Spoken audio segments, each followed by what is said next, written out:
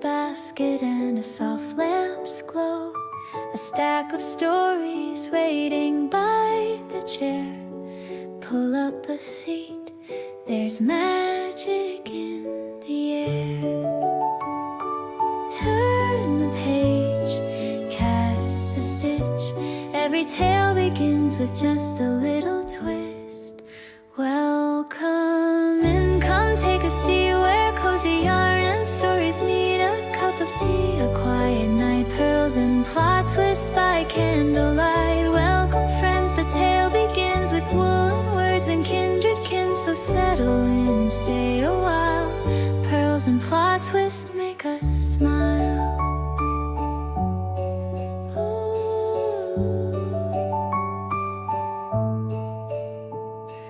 Needles click in a gentle rhyme. Stories unfolding one line at a time. Heroes wander through forests deep, while blankets grow stitch by stitch. Welcome in, come take a seat where cozy yarn and stories meet. A cup of tea, a quiet night, pearls and plot twists by candlelight.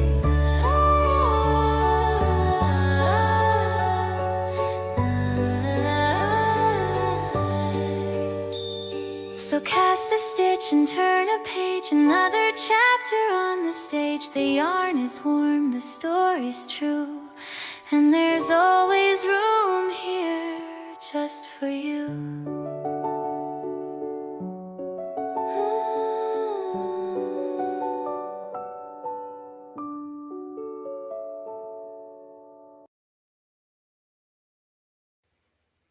Hello, hello, hello. Happy Tuesday.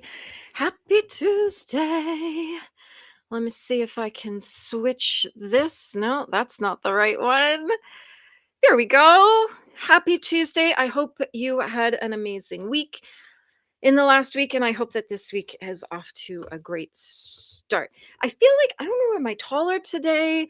I feel like I'm outside of my screen, and I think I've got everything as far away from me as I can possibly put it and still be on the table. So welcome on in. I see there's a few people watching. Say hello in the chat.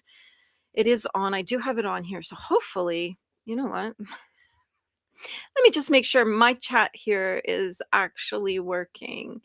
It's a rainy day in Southern Ontario. And I'm a little stuffed up today. I think it's like allergies.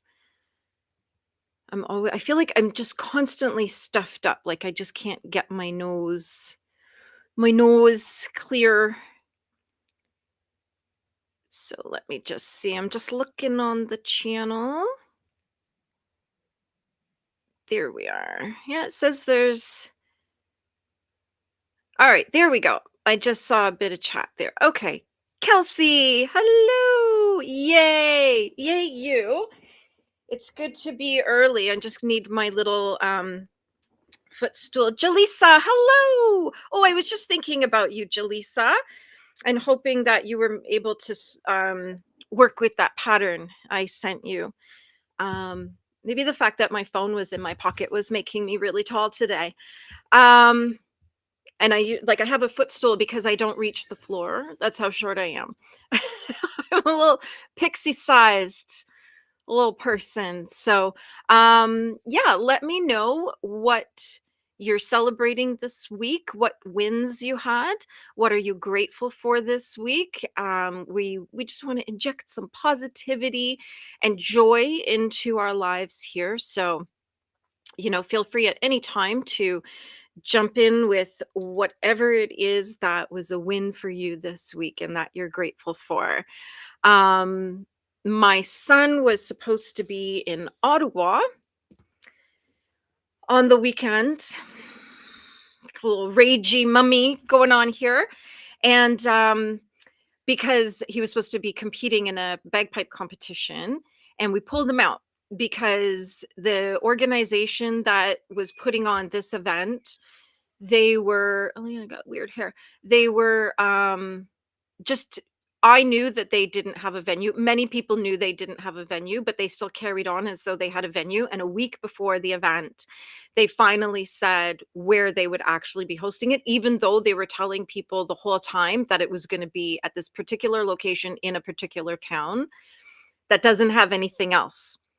So it's not like they could go somewhere else in that same town. So I was like, I don't know what city it's going to be in. I don't know what town it's going to be in. Can't book a hotel, can't book a Verbo or anything. And I was getting really pissy. And I actually contacted them 3 times, like, "What is going on? You need to say something. Like, you need to tell the public, the people who you're taking money from." And anyway, the day it was Friday the 17th, we found out where it was gonna be, and it was, like, 30 minutes away from the original location. That makes a big difference when you have to start at 7 o'clock in the morning. Like, you have to be there at 7 o'clock in the morning. A 30-minute drive makes a big difference. So the people who booked in the first town had now that 30 minutes, plus they shortened it was just all the whole thing was just mm. So we pulled him out, and then they were kind of pissy with me for pulling him out. And they're like, "Well, we wish that you had expressed your concerns." And I said, "I did 3 times. Maybe talk to each other." So, anyway, what he did instead was actually go to his very, very, very final piano recital. And it was quite emotional, actually, because there was him and then there's another boy that they've both grown up together. And his mom and I were pregnant at the same time. Like, we knew each other when we were pregnant at the same time. And they're just born 2 months apart. And so, like, I have pictures of these 2 boys as babies together, and so it was his final. So both of them had their final recital, and the teacher got emotional. The other boy's mom got emotional. I got emotional. We're all like, "Ah, I'm just gonna cry." Mommy ugly cries. So that's what um that's what we did instead, and I think that was totally fine. My son was getting really irritated with the situation in Ottawa, so he was just like, "You know what? I don't wanna go there to compete anymore, so don't worry about it." I was like, "Okay, great." And this probably would have been the last time because he's off to university, and we're just not gonna be able to do these trips, so, yeah, there we go. That's what we did instead. All's well that ends well. And I did actually put my POV camera on him before he walked up from his seat to the piano to play. So I'm going to pull up that video off the camera today and see how it looks from his perspective, which is kind of fun. Let's see here. We've got Kelsey in the house, made it early. Yay. I hope you can hang around. We've got lots of solid sprints to get in today because we've all got a ton of stuff to do, don't we? Jaleesa's popping in from work. Hello. I hope you had a good day.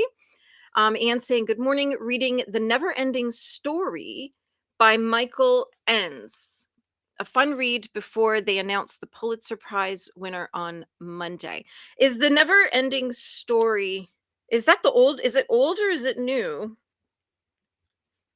I'm just writing it down so that I can pull it up on the sprint and then we'll chat about it as we always do. And it's Michael Enns. I'm just writing it down so we don't lose it. And this is Ian. All right, there we are. And Mr. Wayne of Gotham City is here saying hello. And Kelsey is saying, "Love the strawberry purse knitting video, by the way." Thank you so much. Can you tell why that took me like a month to put together?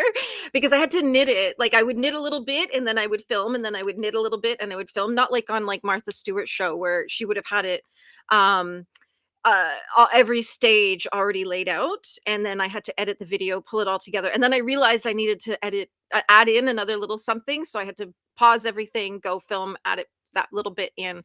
So it was a lot of fun. I really, really, really enjoyed making that video. It really kind of pushed me beyond what I already had as a skill set. So, I mean, editing videos, making music, editing videos, all this stuff, no problem. But as I said in the video, like, I can knit and I can make videos.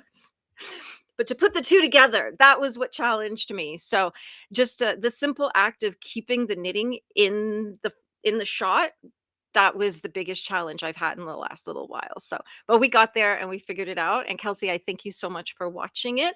Um, if you wouldn't mind, just like click like on it, leave a comment, keep the momentum going. It's definitely an evergreen video, so it will build over the years. And I'm going to start sharing it actually this week now into some knitting groups. And just some fun fact for you. Um, okay, and that's what I thought. That's what I was wondering. I was like, really? Because that is yeah, that's one of those movies that broke Gen X. Like yeah. When we're talk about trauma, that movie will usually be out there in the top of the reasons we have trauma. Um so I'm just gonna talk a tiny little bit about how to boost your algorithm and how to make your videos actually do a little bit better in terms of numbers. So if YouTube does not like when people find your video from other platforms, they want you to find videos from within the platform. And they want how they decide if they're going to push your video out or not is if your subscribers engage with it usually within the first few hours and you start getting those clicks, then with likes and comments and actually watching the whole thing, and that shows that your subscribers are interested in the content you're creating. And then YouTube will push your videos out to a little wider audience, and if they respond, and they just keep pushing your content out as long as people are responding to it. If people aren't responding, change your title, change your thumbnail. It's not the content, it's usually that first hook that gets people to click that is actually not doing what it's supposed to do.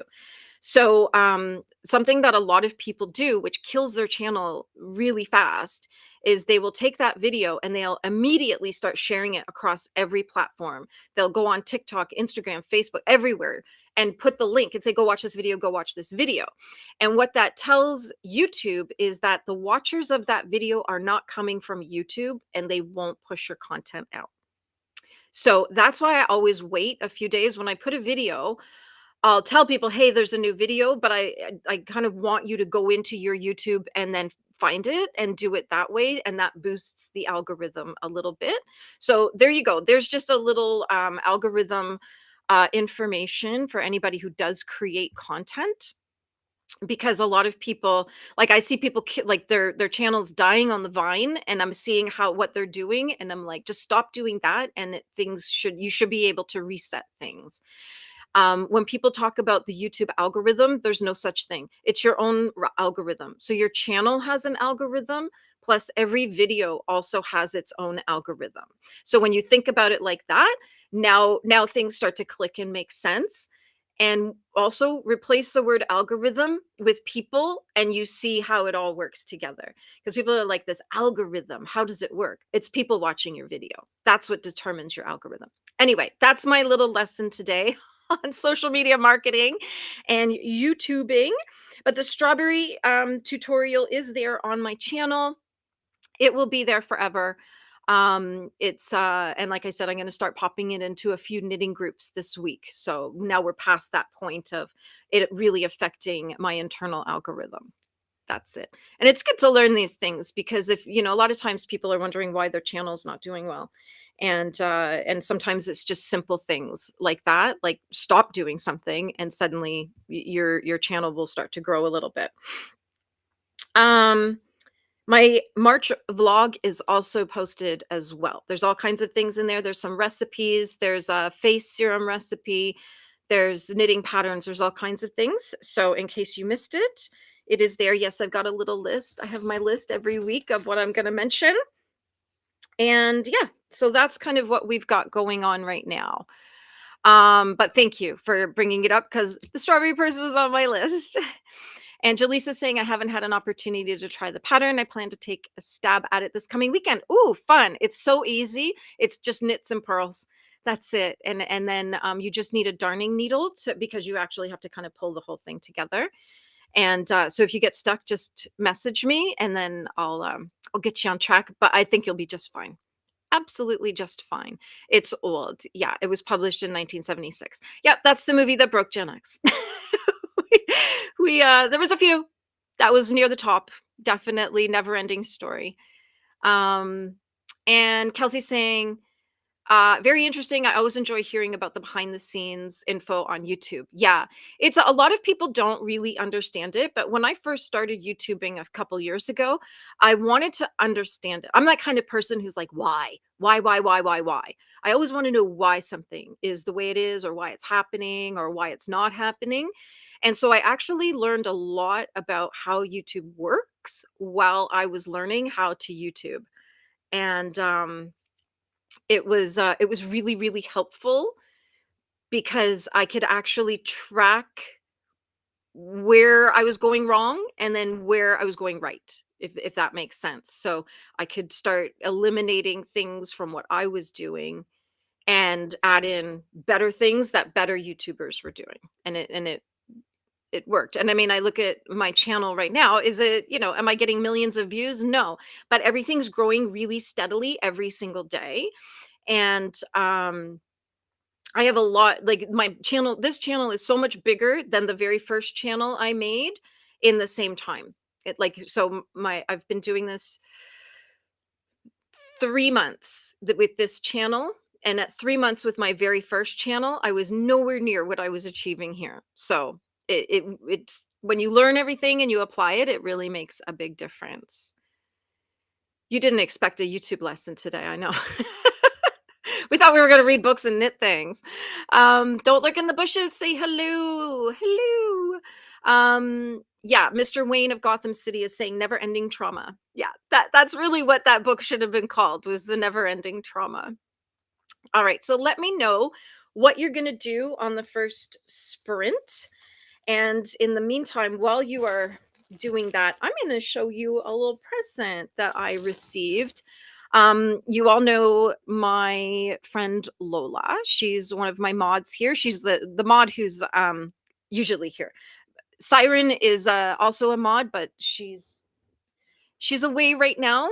She's away from home, so she's out of her normal routine and timelines and everything. So she's not online as much. And Lola today is she's away at an appointment. So she said she wouldn't be here for most of the live stream. She might be here later. So behave yourselves out there. I don't have any mods today. Be nice to each other. So anyway, a parcel arrived. She actually sent me a note and she said, here, write down this tracking number. And I was like, oh, okay. And then, got busy and wasn't really thinking about her message that much, besides, oh yeah, there's a tracking number. And the parcel arrived and I opened it this morning. She sent me all kinds of fabrics. Look. Because in my videos, like in my vlogs, I've been like stitching up little project bags and using them, like I was buying like Dollar Tree fabric and making little project bags for my knitting projects and things like that. And so Lola has sent me a stack of her fabrics, which are so cute. There are some really, really cute designs in here. Look at this gorgeous purple. Oh my gosh. You know what? I might need to oh, and it's got like a little sewing machine on it. Oh, that's so sweet. That's very, very sweet. And this one here, little Canadian beavers. So cute. And look at this one. Little London scenes. And this one, Halloween. Oh, and there's this, I don't know if we can see. Oh, there we go. It's like words written on the fabric. That's so cute. And little gnomes. This is just so precious. So precious. A little Volkswagen. Some bees. This one's quite pretty too. This one feels very very retro. Oh, look, it's got little monkeys and parrots. Oh, another Halloween-y one. This one actually reminded me of a book I read years ago called All My Friends Are Superheroes. Can you see? They're like superhero women. Oh, that's so sweet. And a little Christmas one. And what's this? Oh, this one's some cows, some barnyard animals. And oh, this is fun. Italy. It's Italy. Like there's all different things from Italy. I've been to Italy. Went to Venice. And then some cute skulls. And this one is super adorable. I definitely gonna make myself something out of this. It's like almost like truck stop kind of. I don't know. It's like so cute. So cute. So thank you so much, Lola, for all of these gorgeous fabrics. You know, I will put them to good use. I've got the whole summer of driving around Ontario, so I will be a passenger princess, knitting and reading and stitching up things and making little projects. So thank you. And I wanted to front load that because Lola's not here, so she doesn't have to watch for hours to get to that part. But yeah, see, Lola's such a sweet person. She's always we send each other stuff back and forth all the time. So yeah, that's who we are. And let's see. Oh, you know what? I saw people talking the other day about how the comments they've already looked at are grayed out, and now I'm seeing it here in Restream. I'm like, oh, that's what happened. Anne is saying I want to give Bastian a big hug and take him to lunch, right? Mm-hmm. Mm-hmm. Yeah. Yeah. Don't forget to tickle the like button and click subscribe, please. Thank you. And Kelsey's saying those fabrics are so fun. I love it. I'm always looking for fun patterns to make bandanas for my dogs. Oh, fun. Yeah. That's a good idea too. That is a good idea. Malibu Rising. Okay, we'll talk about that. I'll pull it up while we're sprinting, and we'll chat about that book as well, so that we've got a couple books to share on the next chitty chat part. And I think we will get started. You know, I'm gonna actually, I can do screen share here. I can do screen share here. We'll pull on a little bit of music. I actually have a new piece of music, a new music video. I'll pop the link here right now on my music channel. There we go. And it's a farmer's market in May is the vibe of that one. And since it's a rainy day here, why don't we put on April showers? And let me just, oh gosh, now you're watching all the struggle. See, this is the behind the scenes. It's I'm trying to just get everything all set up properly. Okay, how's the volume? I can turn it down a little tiny bit. And can you hear it? Did I do it right?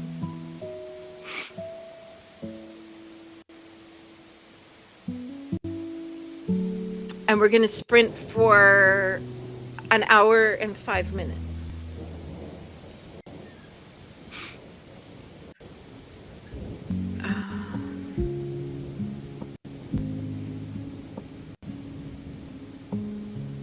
There we go.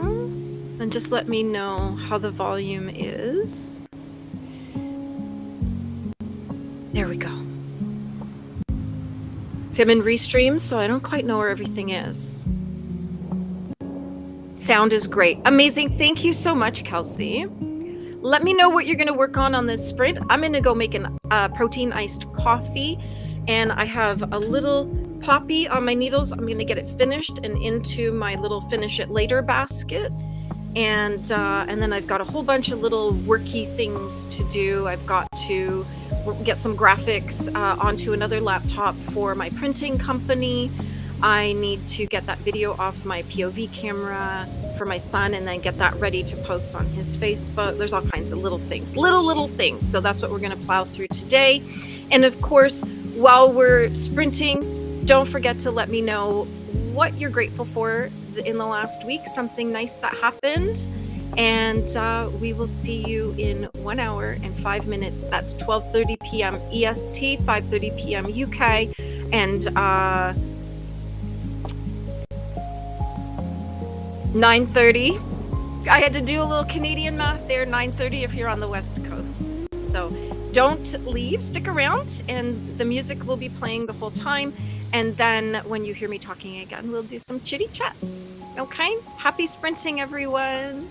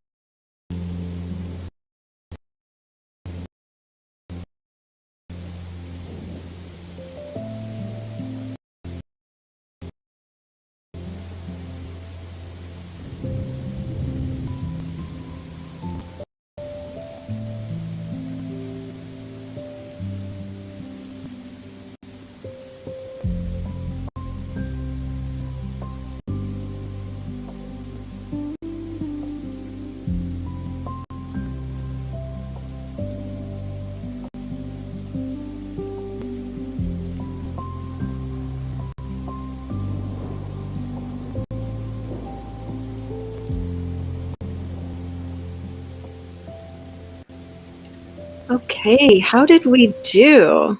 We'll just pause the music for a moment. Excuse me. How did we do? I got a bunch of little things done, so I'm very happy about that. I got in touch with a couple of the guys in my son's band. We want to give something to one of the kids in the band. Um, it's a uniform jacket that my son has outgrown, and I want to give it to this other little boy that is so fond of my son. So I talked to his dad, got that cleared, and then another dad, the little strawberry purse. The very first one I made, I put some chocolates and sweeties in it, and like a little lip gloss, whatever. So I sent him a picture, and I just want to make sure you're cool with me including all of these things. So he was like, "Yay, thank you." Been trying to, so I got a little hair on my face, and you know when you can't see it and it just drives you crazy. Um, so what was I saying? Can't remember. Can't remember. Oh well. But I did get some Instagramming done. So I got a post up, got it shared, did that. Did a whole bunch of shorts for all of my channels. I like to do one a day and just get a short out there. It helps pull people in. And made my protein iced coffee. It's almost done now. So yeah, got a whole bunch of little things done so I can get them off my list for the day, which is always my goal, is to get as many little tiny things off. So in the afternoon, then I can focus on the bigger projects. Molly jumped in and said she tickled the like button and it tickled her back. Fun. Fun. Let me see here. Booktube Mama came in. Thank you so much, and thank you for dropping all the bits and pieces. Don't forget to check your laundry. I actually have to go pop some laundry in. I'll do that on the next sprint. If you take meds, take them. I don't, so I don't. Stretch. Yeah, don't sit here for 6 hours. Get up, move around, move your body, hydrate, because we don't want to be getting stiff and sore and all of that. Don't forget to click the like button and the subscribe button, ding-a-ling the little bell. I don't know with the notifications. I have noticed that I'm not getting notifications this week. So maybe YouTube caught up with me. So Donna Marie, hello. Hello. Oh yeah, and we need to talk about getting together. We'll do that. We'll do that maybe this week and see. Now that the weather's nice enough to move around, we can probably see about. I wanted to maybe do like a little meetup somewhere.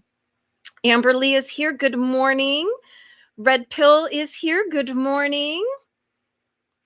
And well, I guess it's afternoon now. Cherry is here saying hi, Pearl and chat, popping in to say hi and tickle the like button. I'll be lurking and working via a tab. Great. Thank you so much. Ashley's here. Whoop, whoop. Hello. There we go. Everybody saying hi. I love when I go into a chat and just everybody starts saying hi to me. That's my favorite, because some channels you go in and no one will talk to you, including the mods, which I always think maybe the mods could at least say hi. Let me see here. Just all my little Nightbot stuff. Don't forget to stretch and drink some water, okay? Oh yes, and here's my Discord. So on the last hour, we always do show and tell. So if you want to send me a picture of what you're working on, something you've accomplished, your view, your lunch, your pets, whatever it is, send it to my Discord in the chit chat department. And you'll see it on the left. It's just I think it's like the third or fourth one down. That's where we chit chat. If you pop your pictures in there, then I will know that it is your intention that they be shared in the show and tell later today in the last hour. And she said, I'll be back. I need to help a neighbor. It's nice to help your neighbors. Remember the time I jumped up when I was live and ran outside to help my neighbor? Because he's an old man and I thought he fell down. And I left y'all sitting here wondering what was going on, as I was like, I'll be right back. And I was saying that we will be here. And Anne is saying, I have a neighbor who's confined to a wheelchair. They're working on the sidewalk at both ends, so she couldn't go down to the cutout and get to the mailbox. Ah, she asked me to get her mail. Wow. Wow. Well, that's nice of you to go fetch her mail for her. You would think they would do one end at a time. Where I live, they did the same thing. They dug up the whole road and then they put the new sidewalks in, but they didn't put cutouts. And so people are now starting to ask, like,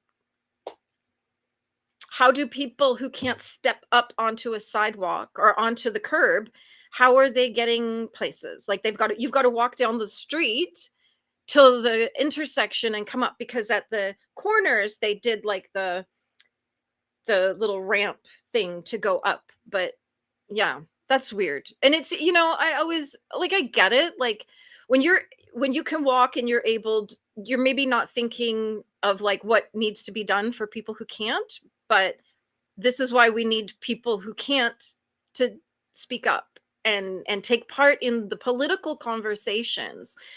I know a lot of people will say, well, I'm not into politics, but everything that goes on in your life is the result of a political conversation. So go to town hall and say, hey, here's the situation. And town hall might say, oh my gosh, we hadn't even thought about that. Thank you. And then they'll get that built into the plan. Do you know what I mean? Speak up. You got to advocate for yourself. So maybe your friend could call town hall and just say, hey, like, maybe we can figure this out. JK is here. Woo! JK, you know what I did? I made a Ko-fi. I was inspired by you and I made one. So I'm going to start adding stuff because I have products I want to sell. I got a whole bunch of different things going on in my brain that I need to actually get out into the world. So, but you inspired me. And I was looking through all the different like tip jar things. And the Ko-fi was the one that felt like I had the most control and power to make it what I want it to be. So thank you for that. And Anne is saying, I'm just glad I was upstairs, or I might not have heard the doorbell. Oh, so she came to the door. Yeah, interesting. My doorbell stopped working about 15 years ago and we've never replaced it. And it's so peaceful in my house. Yep, so peaceful. Molly's saying up 50% through everybody looking. Okay, I'm going to write that down because we do chat about the books we're reading. I've got 2 books pulled up right now that we'll chat about before we start the next sprint. And this is Molly. I'm just writing this down. So on the next sprint, I'm going to look up your book and then we'll chat about it later. I put on Sounds of Working in the Basement Volume 1 and had a nap. So this is my husband. So he thinks he's funny. And he is. He's actually quite hilarious. Ashley's saying, oh, that was nice of you, Anne. Yeah, it was. Molly's saying hi to everyone who journeyed over during the sprint. Yeah, a whole bunch of people came in while we were sprinting. And we got good numbers today. You know how I'm always saying, like, why does it drop down to 0 every time we start sprinting? And I figured out the answer, so I'll talk about that in a minute. Donna Marie's saying, oh my God, yes to a meetup for sure. Just message me. Yeah, you're on my list. I was thinking Jean as well. Maybe we can work something out. And if you know reading category romance, her name's Sarah, maybe her as well. Cause I think we're all like, North Shore people. So we should be able to pull something together somewhere. Ashley's saying, feeling a bit under the weather today, so ordered some soup for lunch. Oh, Ashley, I hope you're okay. What kind of soup did you order? I love soup. Now I want soup.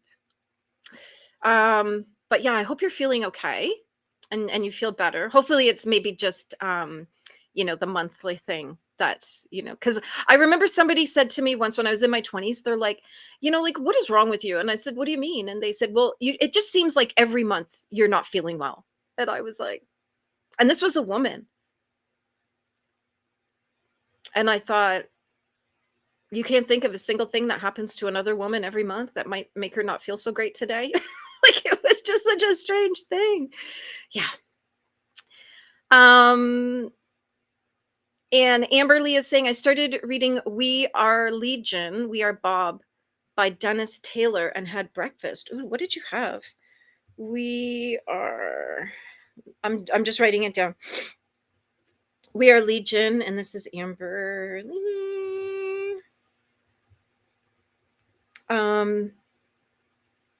Okay. So I'll look this one up too. Okay.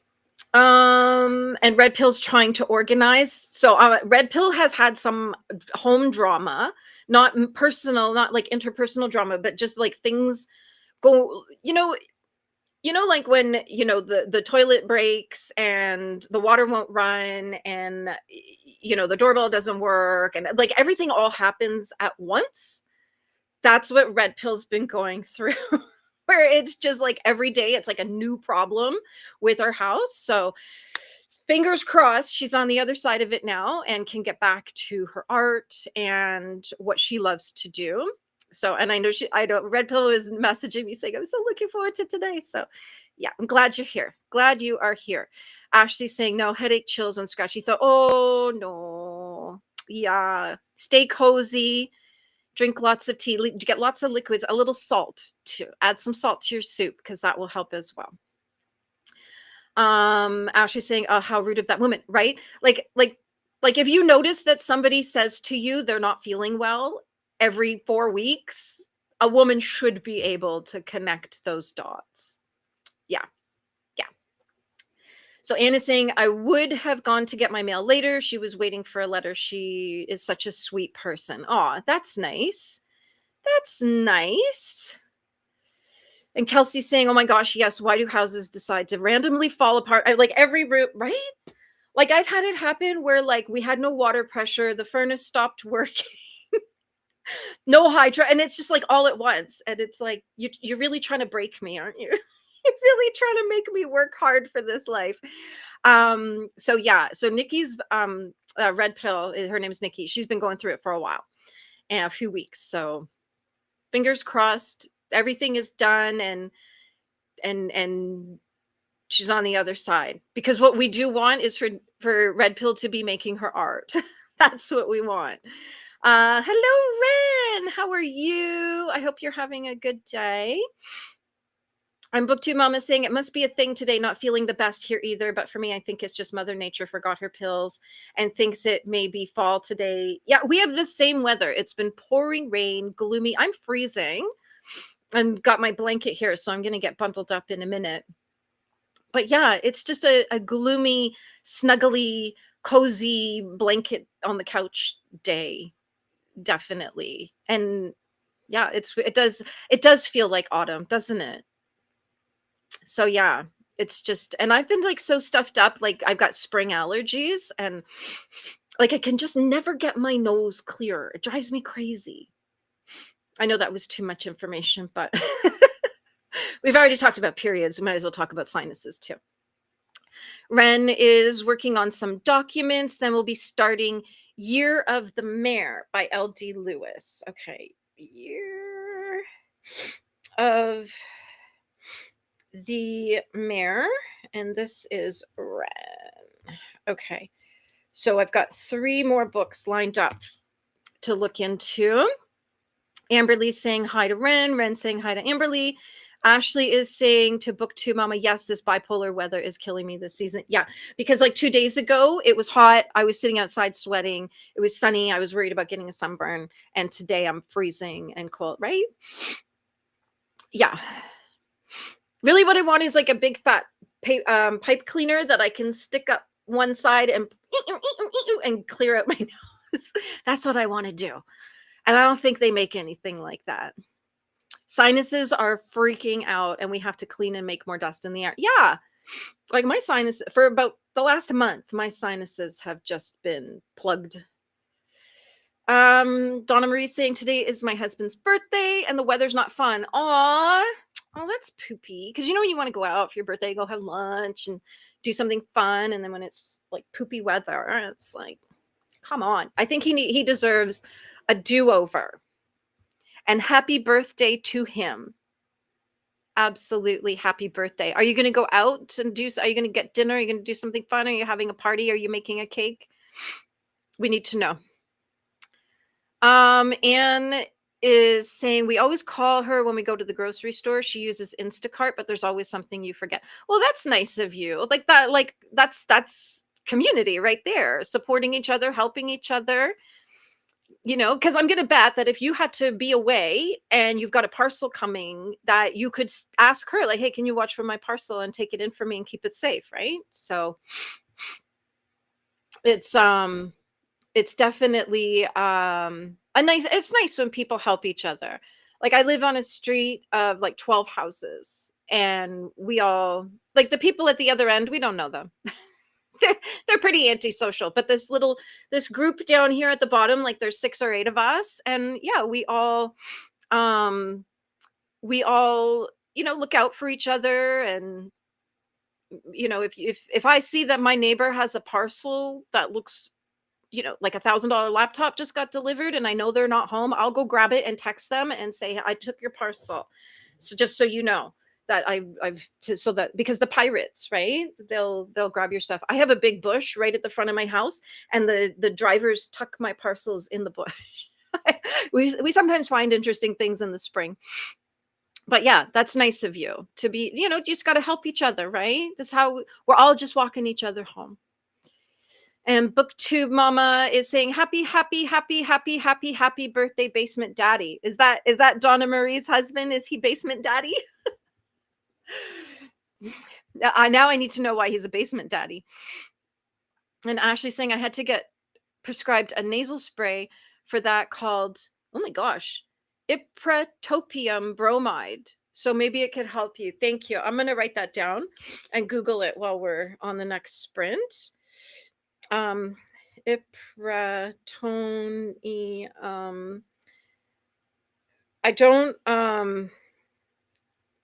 I don't take a lot of pharmaceuticals because I'm just not that kind of person, but I'll look it up. I do have a spray. It's a Sinna, Sinna, by the A. Vogel Company. We were talking about A. Vogel yesterday. It's the A. Vogel Company makes a lot of health products, and this is a nasal spray, and it's natural. So I might give that a try. And it's funny, the more I talk about it, the bigger my sinuses feel. It opens your airways. Okay, I'm gonna Google it. Thank you for that, and I'll see what I think, and then maybe see it might not be something we can get here in Canada. It might be something we can just go ask the pharmacist for, or it might be something I need a prescription for. So we'll see. I'll Google it and look it up. Okay, so what are we doing now? What time is it? It's 12:48. Okay. For all the new people who jumped in while we were sprinting, don't forget to share your wins from the last week and what you're grateful for, so we can all celebrate with you, bring some positivity to the situation. And so Anne was reading The Never-Ending Story, and on Goodreads, it has a 4.18 rating. And as I said to Anne when we first started today, this is, what was it? My husband called it the never-ending trauma, because this is the book that broke Gen X. This is the movie that broke Gen X. Sorry. And there is a book. We knew there was a book. So when you said The Never-Ending Story, I was like, do you mean like the movie? So yes, when Bastian happens upon an old book called The Never-Ending Story, he's swept into the magical world of Fantastica, so much that he finds he's actually become a character in the story.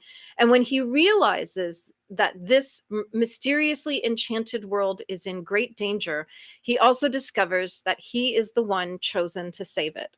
Can Bastian overcome the barrier between reality and his imagination in order to save Fantastica? Oh, I just added it to my TBR so I can traumatize myself this summer.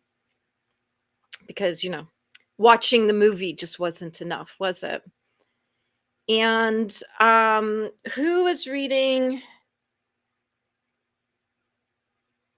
Malibu Rising? I didn't write down, I just wrote down the name of the title. And I don't remember who said that.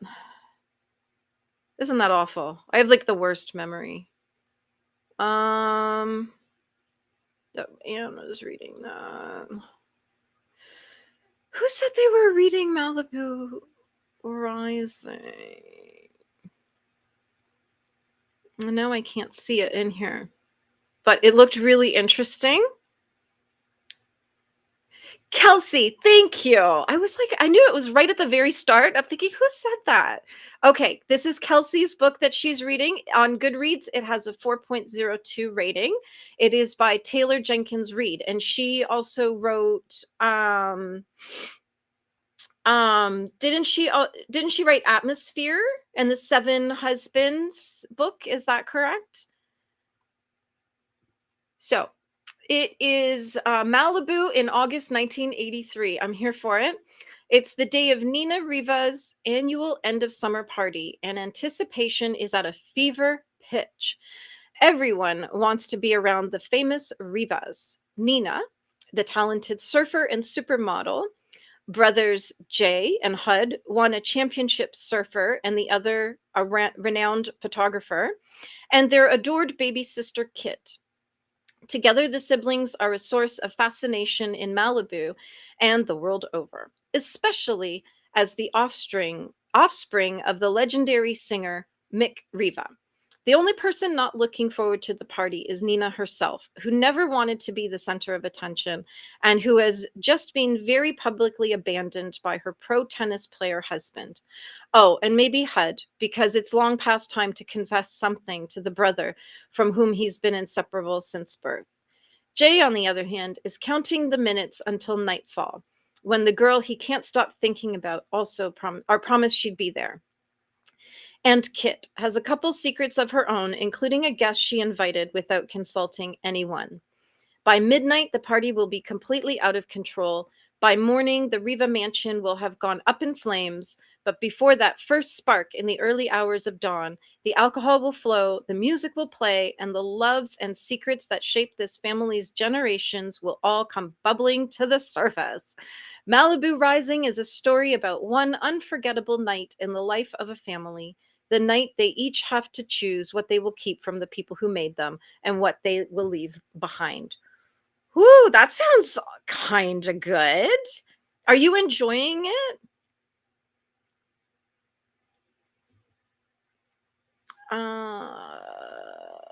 There we go. Uh-oh. I should have marked where I left off.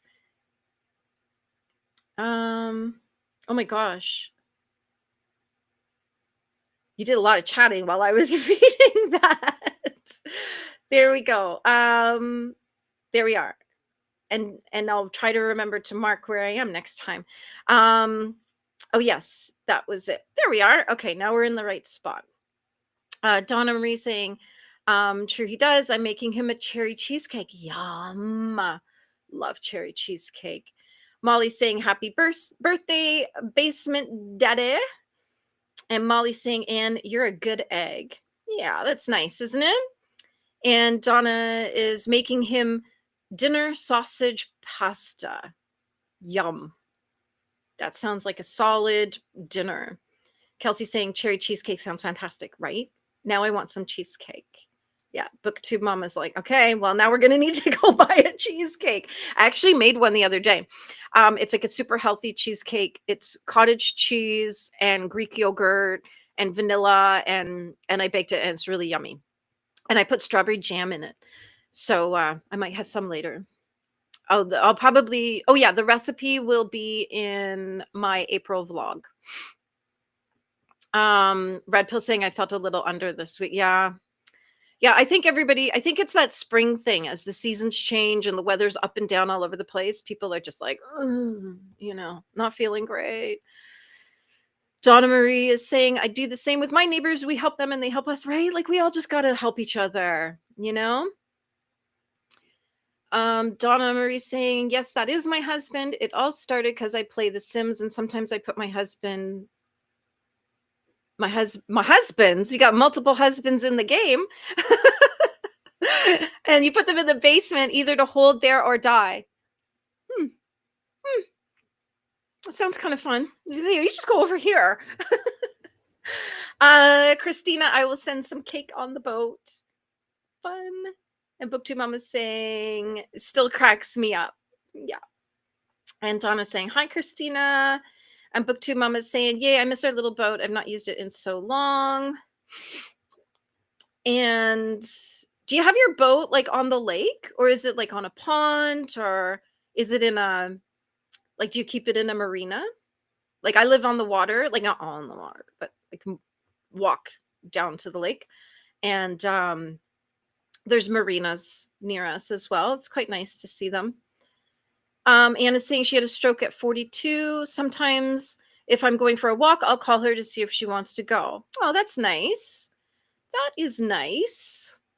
Amberly's saying our tax broke millennials too. Intergenerational trauma. Yeah. Yeah. Actually stumbled upon a guy who's in Toronto. And he's a millennial, so his channel's about being a millennial, but woo, he is deep. I've been really enjoying listening to him and chatting with him like in the comments. Because he replies to comments, and I even left a comment saying how much I enjoy listening to him because he's deep, he's very thoughtful.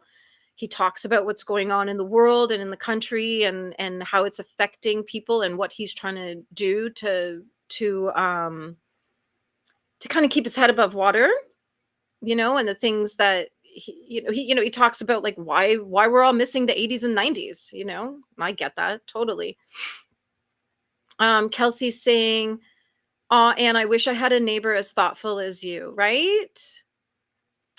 Yeah.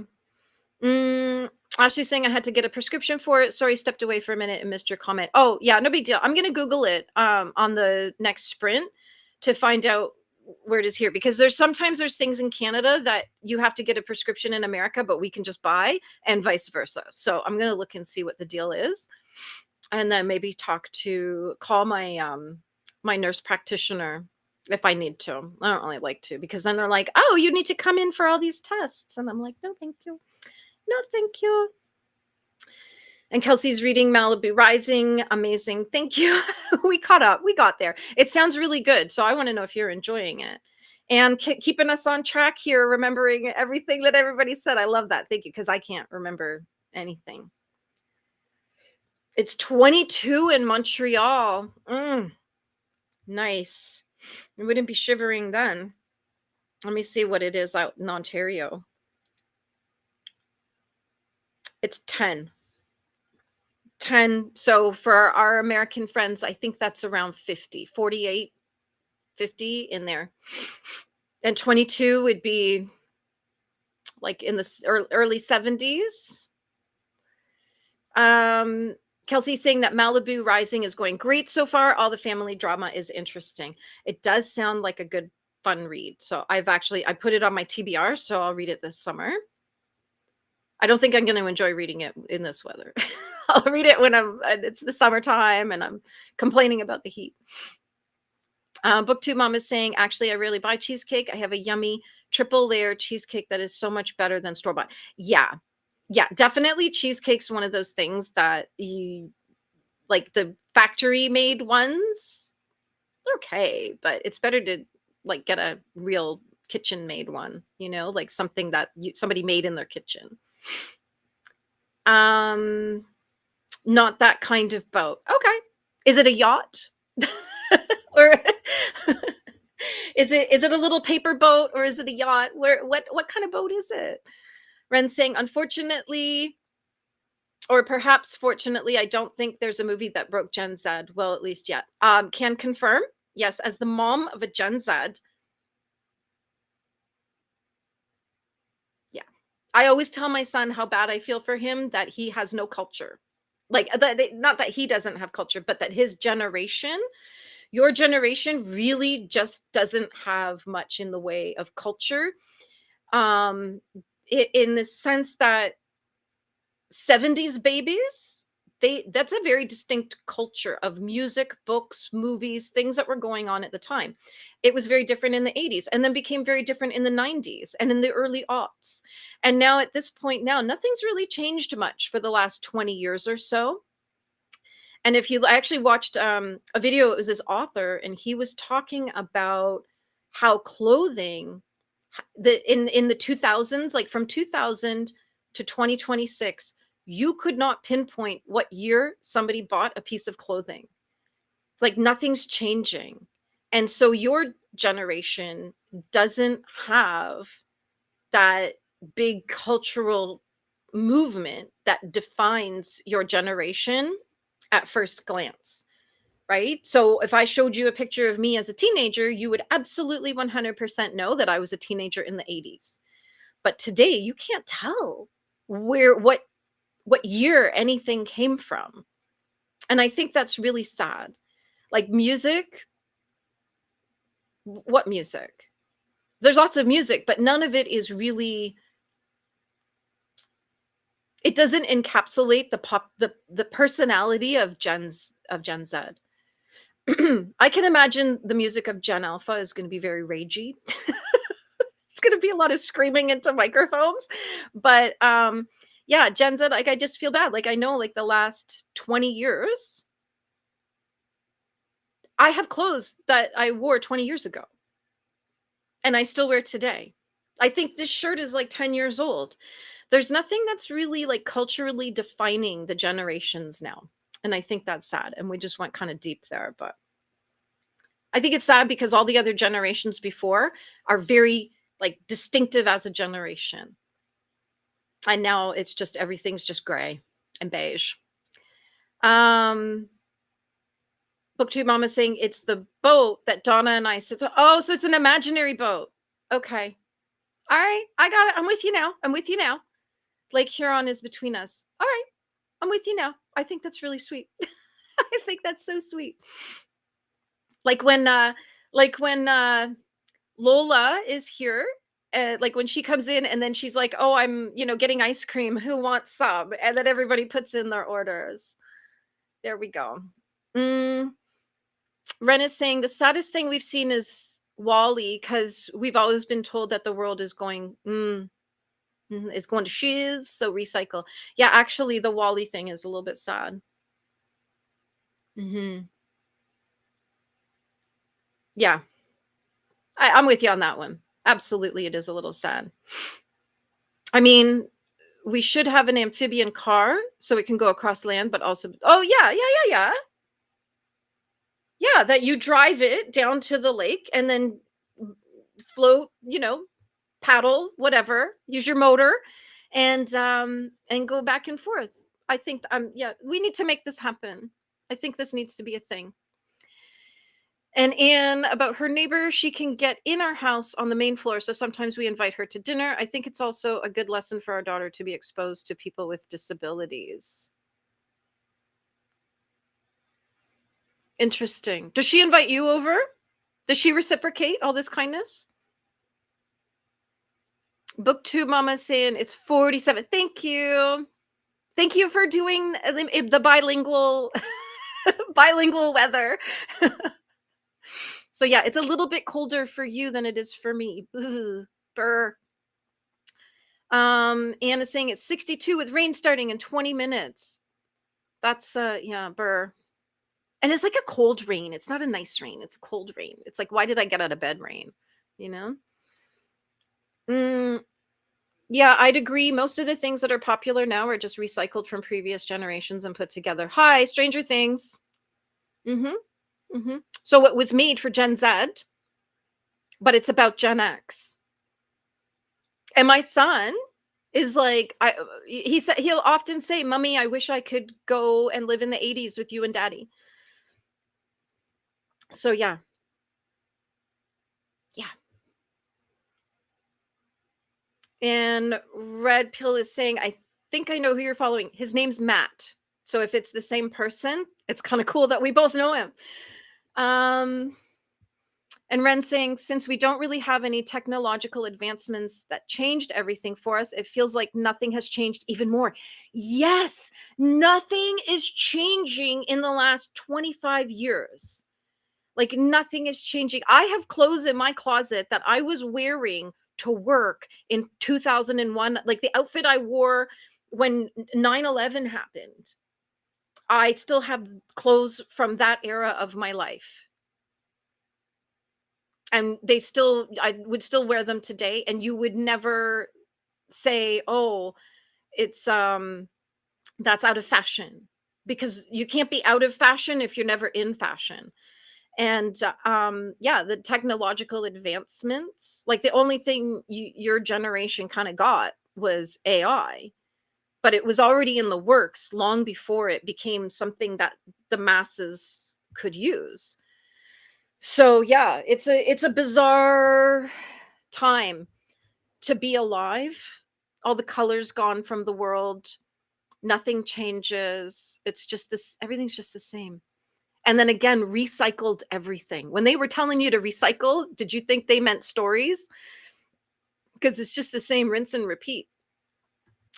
Book 2 mom is saying, yes, I could put the boat in Lake Michigan and just travel around my state and then through all the lakes, and it will get there that way too. Yeah, okay, we'll pop up. There's a port near me. So pop up. I'm on Lake Ontario. So you just, keep going. Keep going. We'll get you some poutine. Red Pill saying, I've heard his videos. Right? He's really good, right? Because at first I was prepared to hate him, but I gave him a chance, and now I'm so glad I did, because he's very, very, he's that perfect blend of like ragey Gen X, but he's got that millennial, but let's be nice to each other thing. And he does a really good job. Like, I love his channel. And I only just stumbled upon him the other day. So, Ren saying, I mean, there's AI, but that's just a future problem. Yeah, it's kind of weird. Oh, I feel really bad. I felt bad for my son his whole life in this exact sort of way, for this exact thing. I think, for him, like, he doesn't even really listen to music like that's on the radio or anything like the sort of mainstream popular music, because there really isn't anything, like my generation was defined by movies and music, and VC Andrews. So, yeah, it's I feel really bad. I think young people today really got ripped off, if you want the truth. I think y'all got gypped. I probably shouldn't say that. You got ripped off by society. And it wasn't that long ago that the whole world was made for children, and now it's not made for children at all. So yeah, book 2 mom is saying, I want to rent a boat just so I can come visit. Do it. You can get those like houseboat thingies. I don't know where you rent them from, but Google's there. But it's like a houseboat that is like flat, and like you float up the river, but it's got bedrooms and bathrooms and stuff in it. And I see them because we have rivers north of us that you can, where Bob Cajun is. There's like a famous lock up there, and I think it's Lock 32, and you can rent houseboats and go up and down the Trent Severn River. So there we go. Get your boat. Let me know when you're coming. I'll make a lunch reservation. Anna's saying, yes, she's always asking us over. Well, that's nice. That sounds like a really nice friendship that you have there. That's not even neighbors. That's a friendship. So Ren is saying, and I think Gen Z is in an awkward place where older Gen Zs are late 90s kids, so they relate to millennials more, us in the middle, like 2000 to 2001 to 2006. Yes, you know what? Ay. There they are. Okay, I'm going to do the thing that my eye doctor tells me to do and put my glasses on. All right. Relate to each other more, and then the 20s. Yeah, so my son is a 2008 Z. Well, I guess you'd probably say Z, but this is a Canadian channel, so we say Z here. And we use screen names. But yeah, it is a really, yeah. And these alphas, I have like a respect born of fear for them, because I think, and I'm actually going to do a video for one of my other channels talking about this, but I'll just touch on it a tiny bit. Gen Alpha is really coming off to me like Gen X, like Gen X 2.0. but without consequences, and that's the problem. We were feral wild animals running the streets. Our parents had no idea where we were, and these kids, I'm feeling there's a kind of a lot of that same sort of energy of like they're just feral wild animals, but there's no consequences, so there's no fear for them. They just do whatever they want with no regard, right? Which, of course they do. That's nature. When there's no consequences anywhere in your life for your actions and your behaviors, you're going to do whatever you want. And everybody's getting angry and upset, and it's like, well, then do something. Yoke their strength. Like, I want to capture these kids and move them in the right direction. Like, it just, yeah. Might relate to alpha more. Oh, here we are. Oh, yes. Okay, so you were saying that us in the middle, like 2001, 2006, relate to each other more, and then 2007. My son relates to Gen X. That's for sure. But yeah, I could see how the sort of younger Zeds would there'd be a blurring of the lines there. And Anne is saying she loves to call me on the phone. I try to realize that other than her home healthcare providers, she doesn't have anyone to talk to. I think many people are in the same boat. So it's good that you and your wife and this lady have a nice friendship, and you're helping each other and supporting each other, walking each other home, as we say. Ram Dass would say, red pill art doesn't reflect.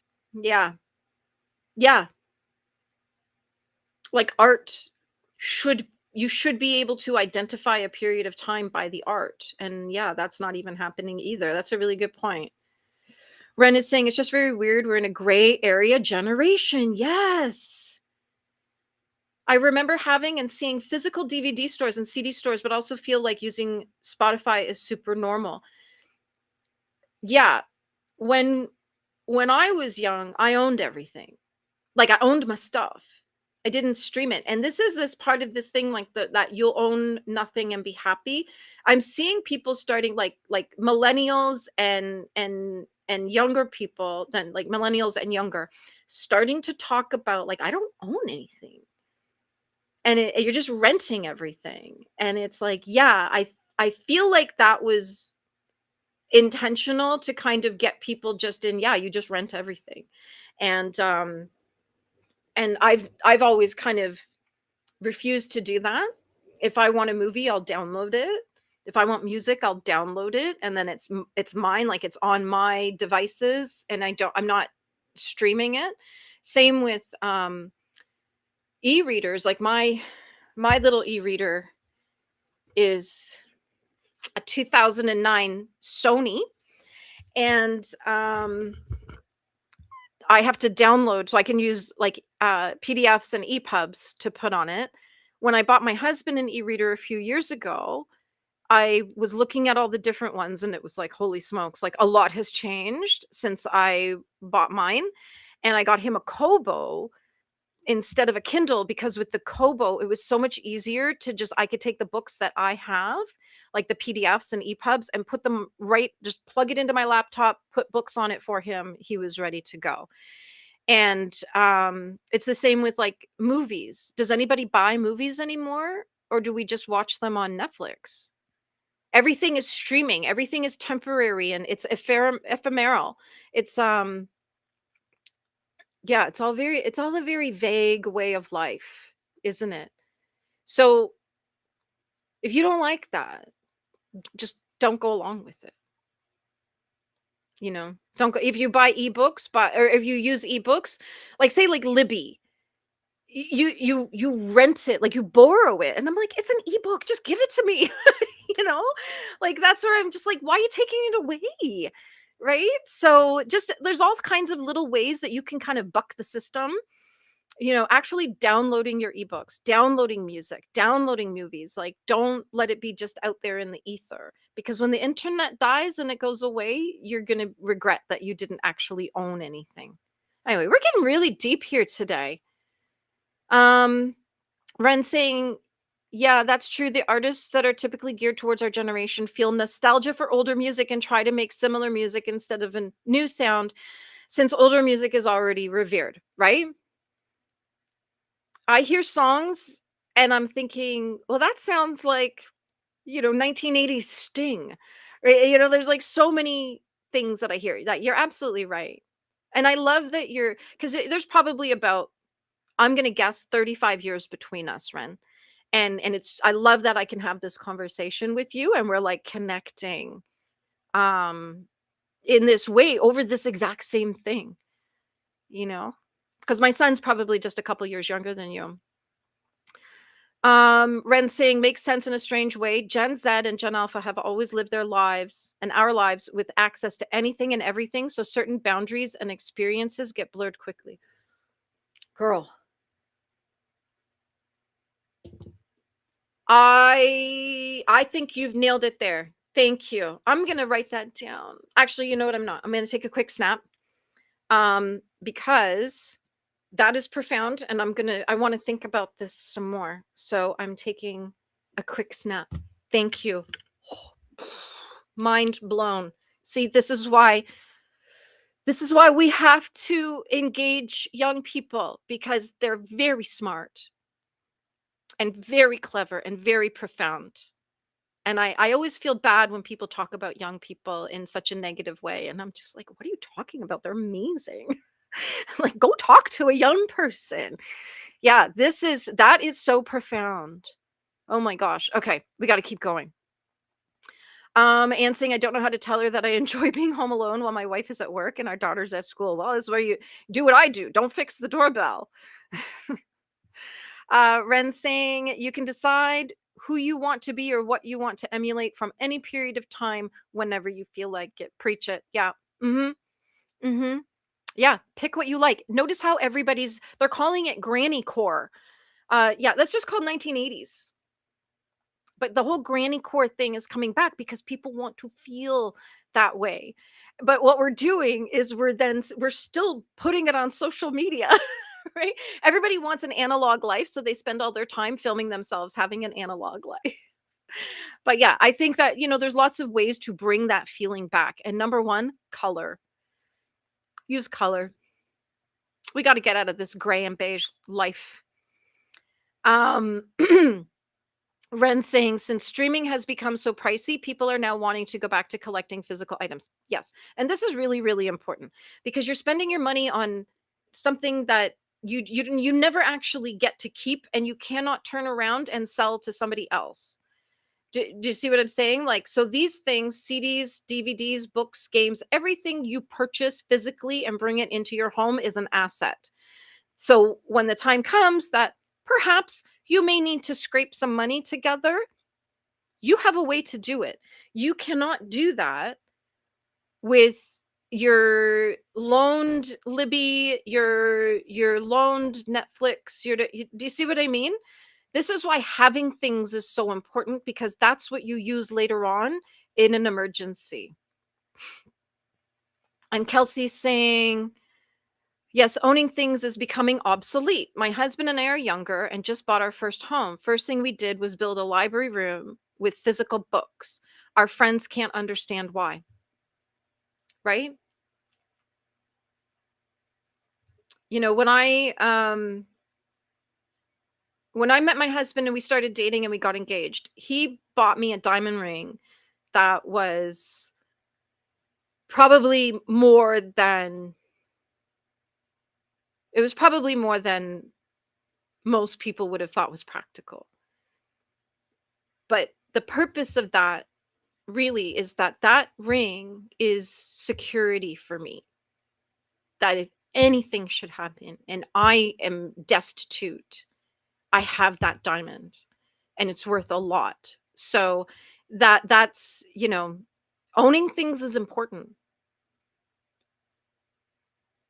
When people when someone's house is on fire, people don't run in for their Netflix. They run back in for their pictures, their books, the things that are important. And none of it is, none of it is that like out in the ether. So yeah, you understand why, even if your friends don't. Ashley's saying, I miss Blockbusters and having to use the payphone to call my parents after a movie was home. Collect call. The movie's done, come get me. You have a collect call from The Movie's Done, come get me. Yeah. And blockbusters. Like that for a lot of people today, the thing that is missing is the specialness. When we live in a time that you can put a movie on 24 hours a day, any movie you want, millions and millions and millions of movies, anything you want. That's not special. But that Friday night with your dad, while your mom was making the dinner and your dad took you with him to Blockbusters and you walked up and down and you got the thing, you got a little candy and the thing, that was special. It was out of the ordinary. And it was special. And that's why we miss it. Because all these things when we were younger were special and now nothing is. Nothing is kept for special. And like, for example, I love Halloween. It's my favorite time of year. Autumn, October, I love it. It's my favorite. But I don't decorate my house for Halloween 12 months of the year. It's 1 month of the year because I want to keep it special.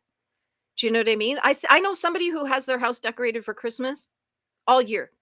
It's never special. When Christmas comes, you can't tell the difference.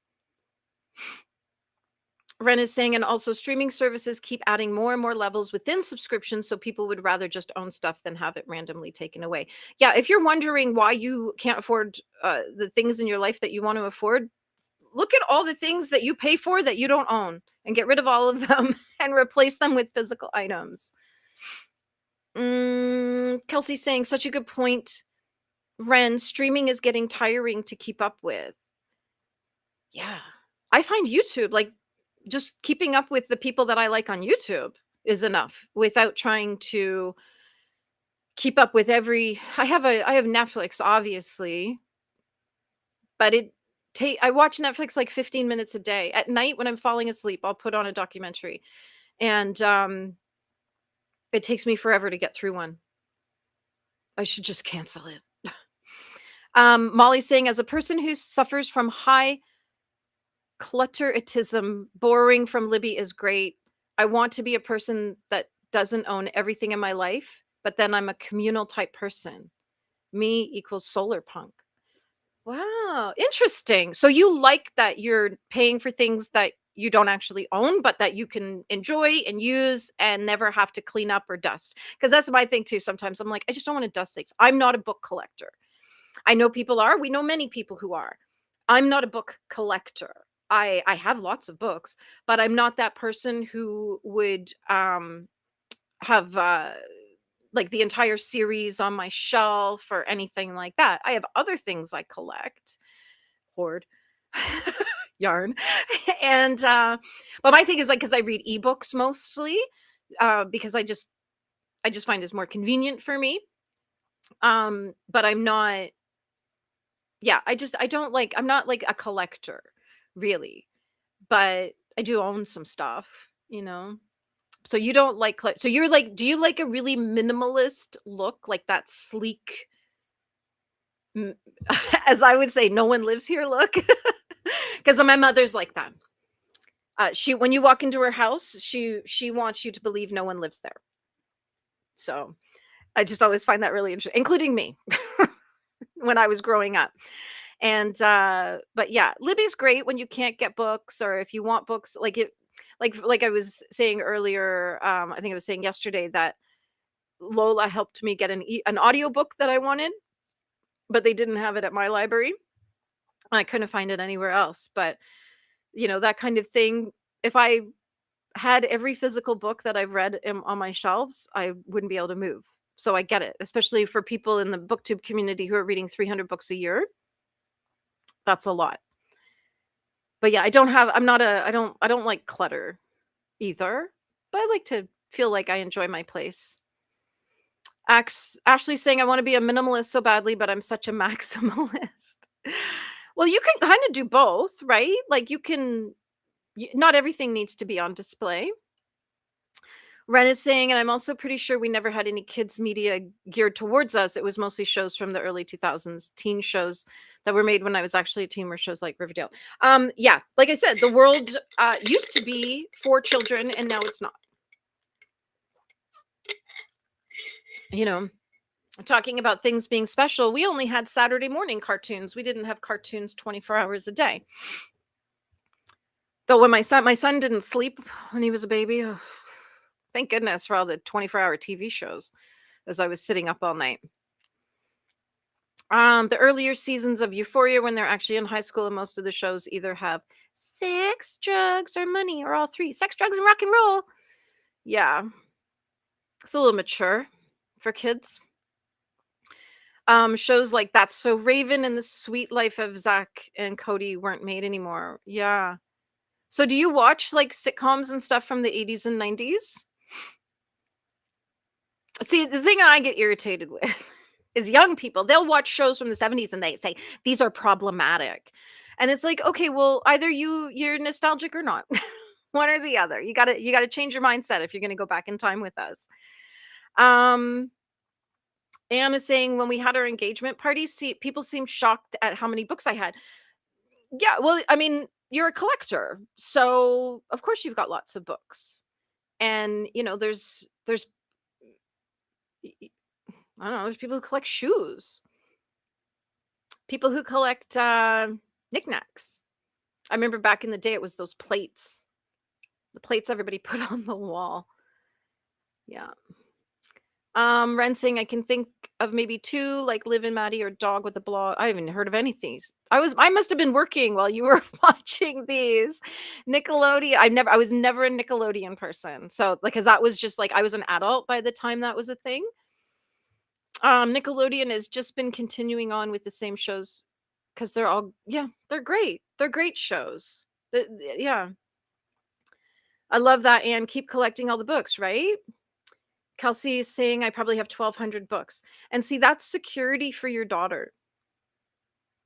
If anything should happen, she has that. That's money sitting right there.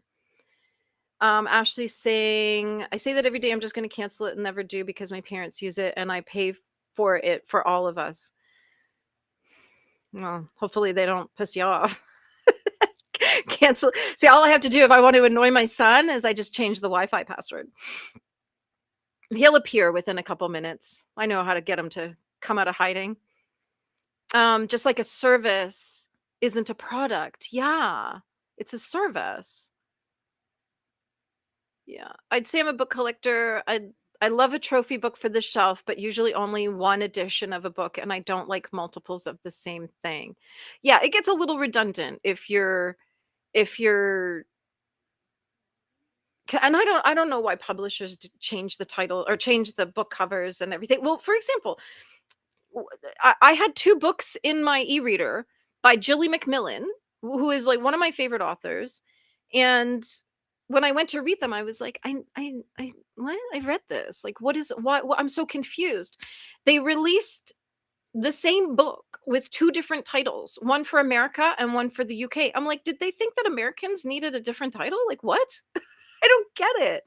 I don't get it. So I took them off because I'm like, I have them under other different titles. So, but it was just so bizarre. I actually had to go hunting to see why was the same book written with a different title. Yeah, good times. And saying I just ordered a book this morning that was released today. Which book? We need to know. We need to know. Molly's saying, Ashley, find a way to mesh the minimalism with your yeah, like put all your maximalism in a cabinet where you're not tripping over it, right? Like, because it's a lot. I get it. I get it. It's hard to part with things. She's trying. Yeah, listen, it's the work of a lifetime, okay? No pressure.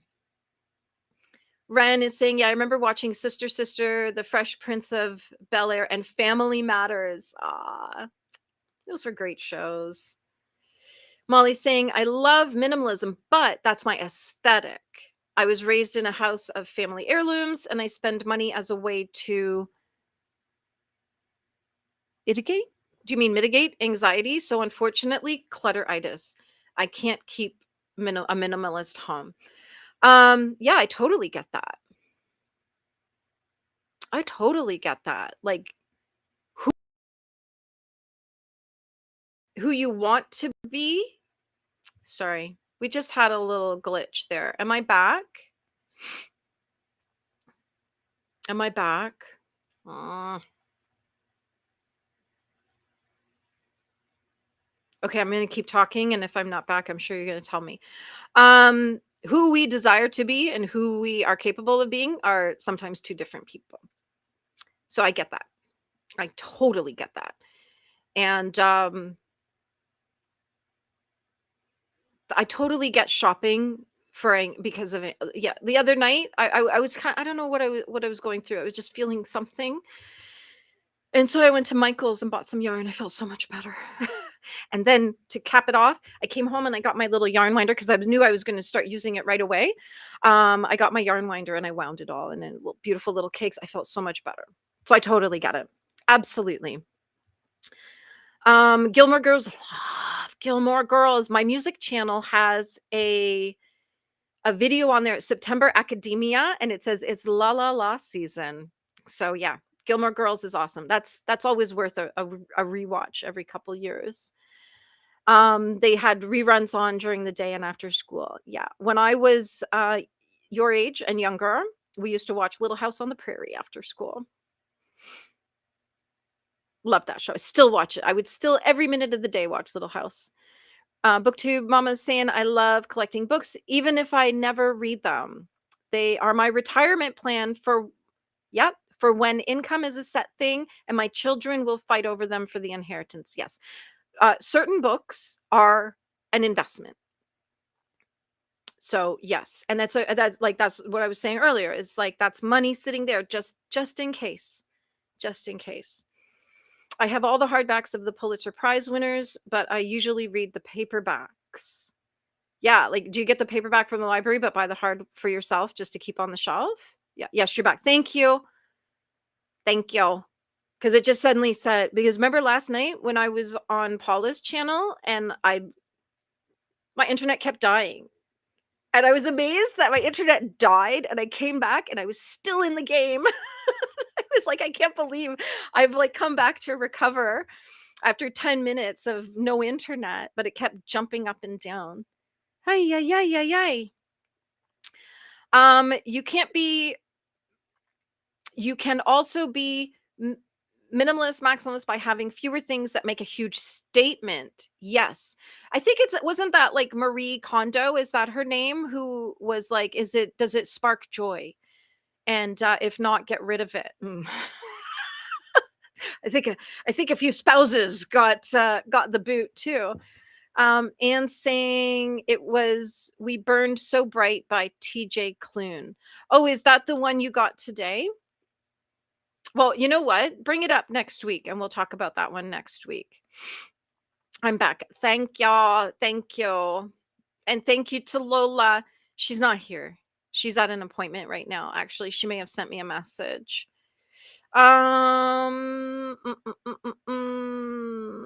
She said she's on her way home, but it's a couple hours away. So she may pop in towards the end. She's just she's I think the hospital she had to go to for an appointment. There's nothing wrong. It's just a check with a specialist. Nothing wrong. It's okay. I just divulged all of her secrets. Sorry, Lola. But it's like 2 hours away, I think, from where she lives. So it's a little bit of a hike.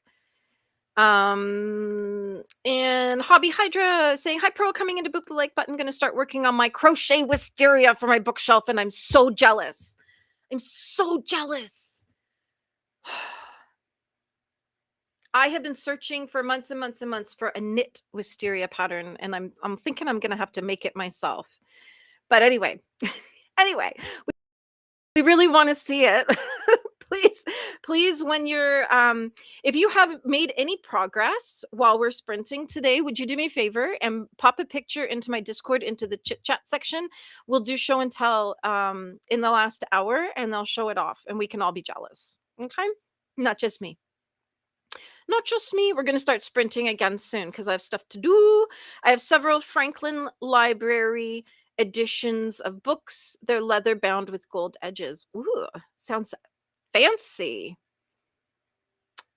Kelly is saying just returned from the grocery store. We have food. Woo! I'm going to Costco tonight. I don't know what I'm going to buy. I don't think we need much, but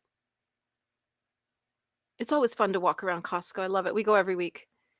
And for just basic grocery shop, but I always get a little treat. I always get myself a little treat. What did I get last time? Oh, it was these cheese crackers I got for myself last time. They were really good. Cheese and bacon flavored crackers. Yeah. Okay, it is 1:35 right now. Let's sprint for 55 minutes and let me know in the comments what you're going to do. I'm going to get back to my to-do list so that I can make a little progress today. Yeah, Costco tells me what to buy. Yeah, I've bought a lot of stuff from those people giving out the free samples. Yeah, I had one guy, it was wine. He was letting us try wine. I was like, wow, that's kind of fun. So yeah, I'll report back on what I found tonight. Okay, we're gonna pop our little thing up there. Let me know in the comments what you're gonna work on. And as our little sign says up top, let us know what you're grateful for this week. We're here all about the positivity here. And I'm going to pop our music back on, and I will say happy sprinting.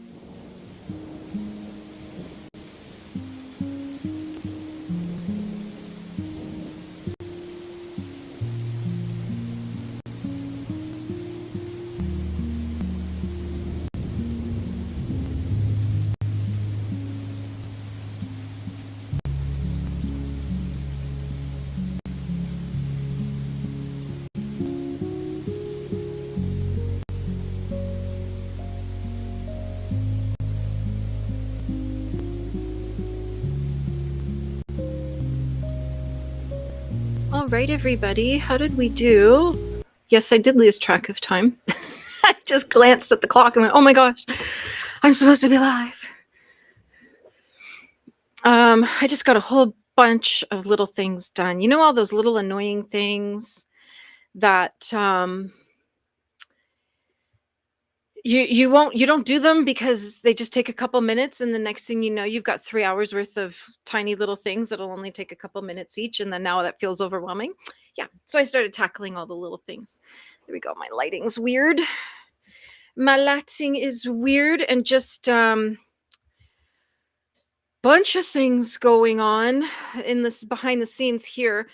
Um my son is in a police band. We're obviously very involved in the police band community, and a police officer was killed last night.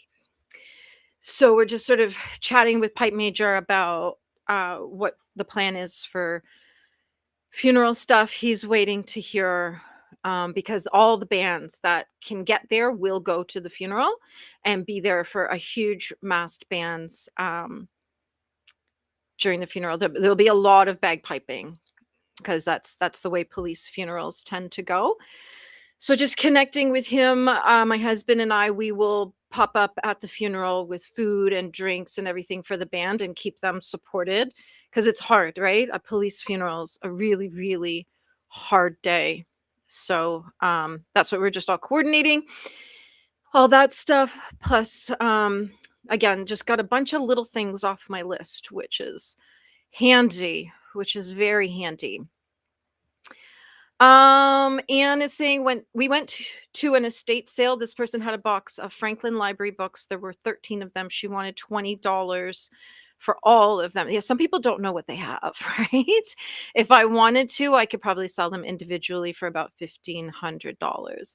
Yeah, that's an investment. That is rent or a mortgage payment, when straits are dire. Like, that's how I always look at these things. Red Pill is saying, do I like the art supplies at Michael's? I don't generally buy art supply. I don't do like painting or anything like that. I occasionally buy markers, but they're the same markers you can buy all kinds of places.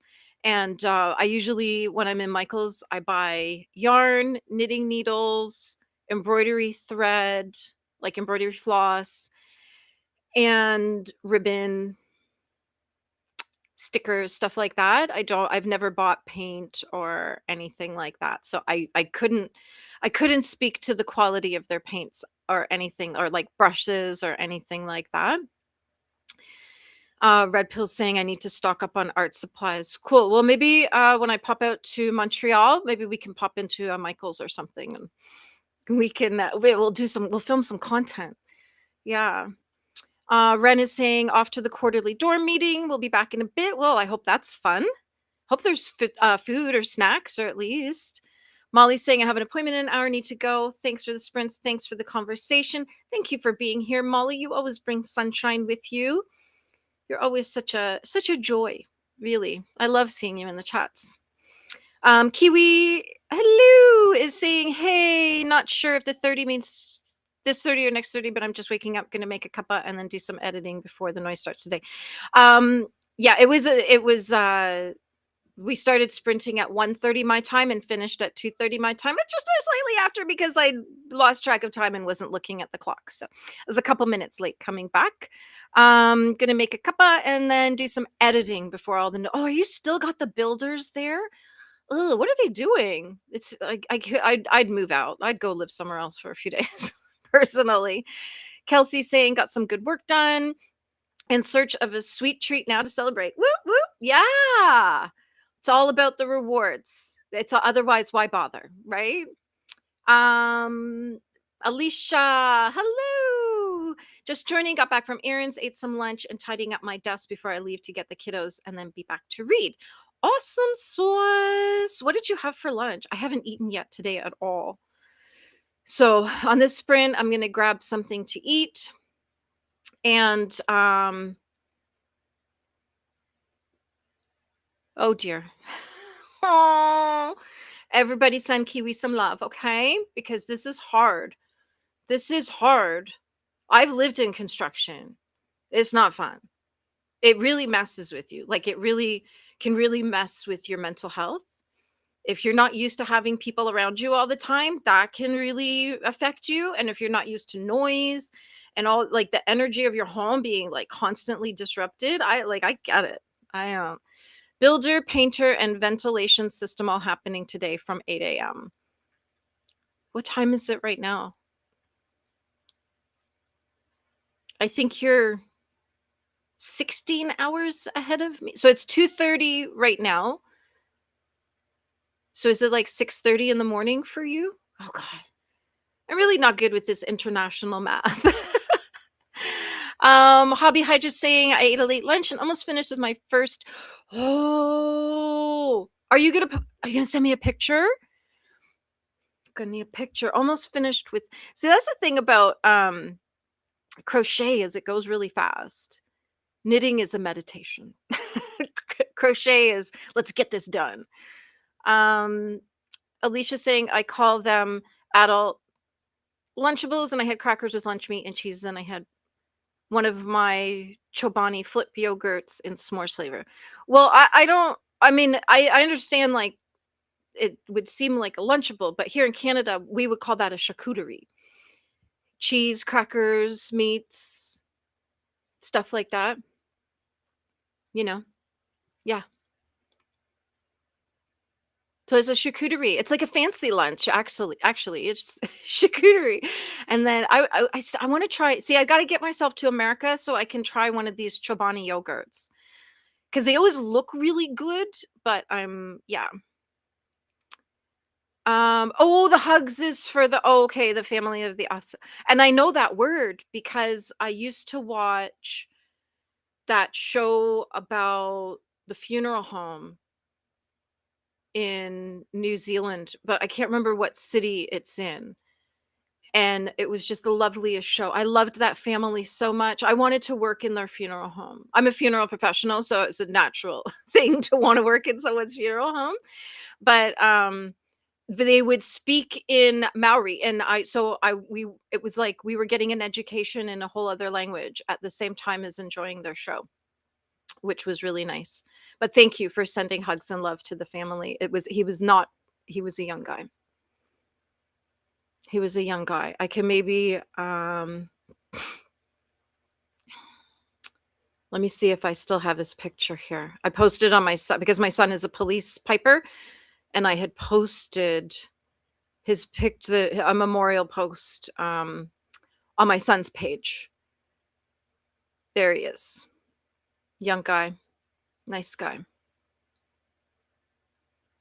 Yeah. It's really sad. So that was him. He died last night on the highway. It was a motorcycle. He was a motorcycle officer, and I don't know what happened. I don't know that. Yeah. Yeah. It's sad. Very, very sad. So thank you. Thank you. Kiwi saying it's 6:30 a.m. Oh, I got it right. Yay. And BookTube Mama saying hi to Corey and oh, Jesse Cookie. Yeah, we're all doing Cookie in a few days. Oh my gosh. Is that Friday? Thursday? I can't remember. I got my books picked out though. I've got my books. BookTube Mama saying hi to Alicia. Alicia's saying I couldn't think of the word, so I went with adult Lunchables. Don't care. I'm bilingual. I'm trilingual actually. Charcuterie. I got you. I got all the words. And Amberly is saying hi to Jesse, Alicia, Corey. Alicia saying hi to BookTube Mama. And Kiwi saying the caretakers. I don't think that's what it was called, but I could be totally wrong. I can't be totally wrong. There was another, you know what? New Zealand. If you are not watching shows coming out of New Zealand, you are missing out because there are some incredible TV shows and movies coming out of New Zealand. There's another one about two sisters who inherit a funeral home, and the one sister's like, yeah, we got to sell this thing, and the other one's like, I kind of like it.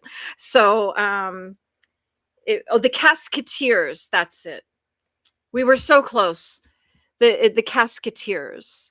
And I loved that they showed so much, like, they weren't afraid. North Americans are so afraid of death that it's all hidden, hush, hush, hush, you never talk about it. It's like, My mummy's just gone on a long cruise." You know what I mean? So I like when I see things where people, like, they're not afraid of it and they lean in.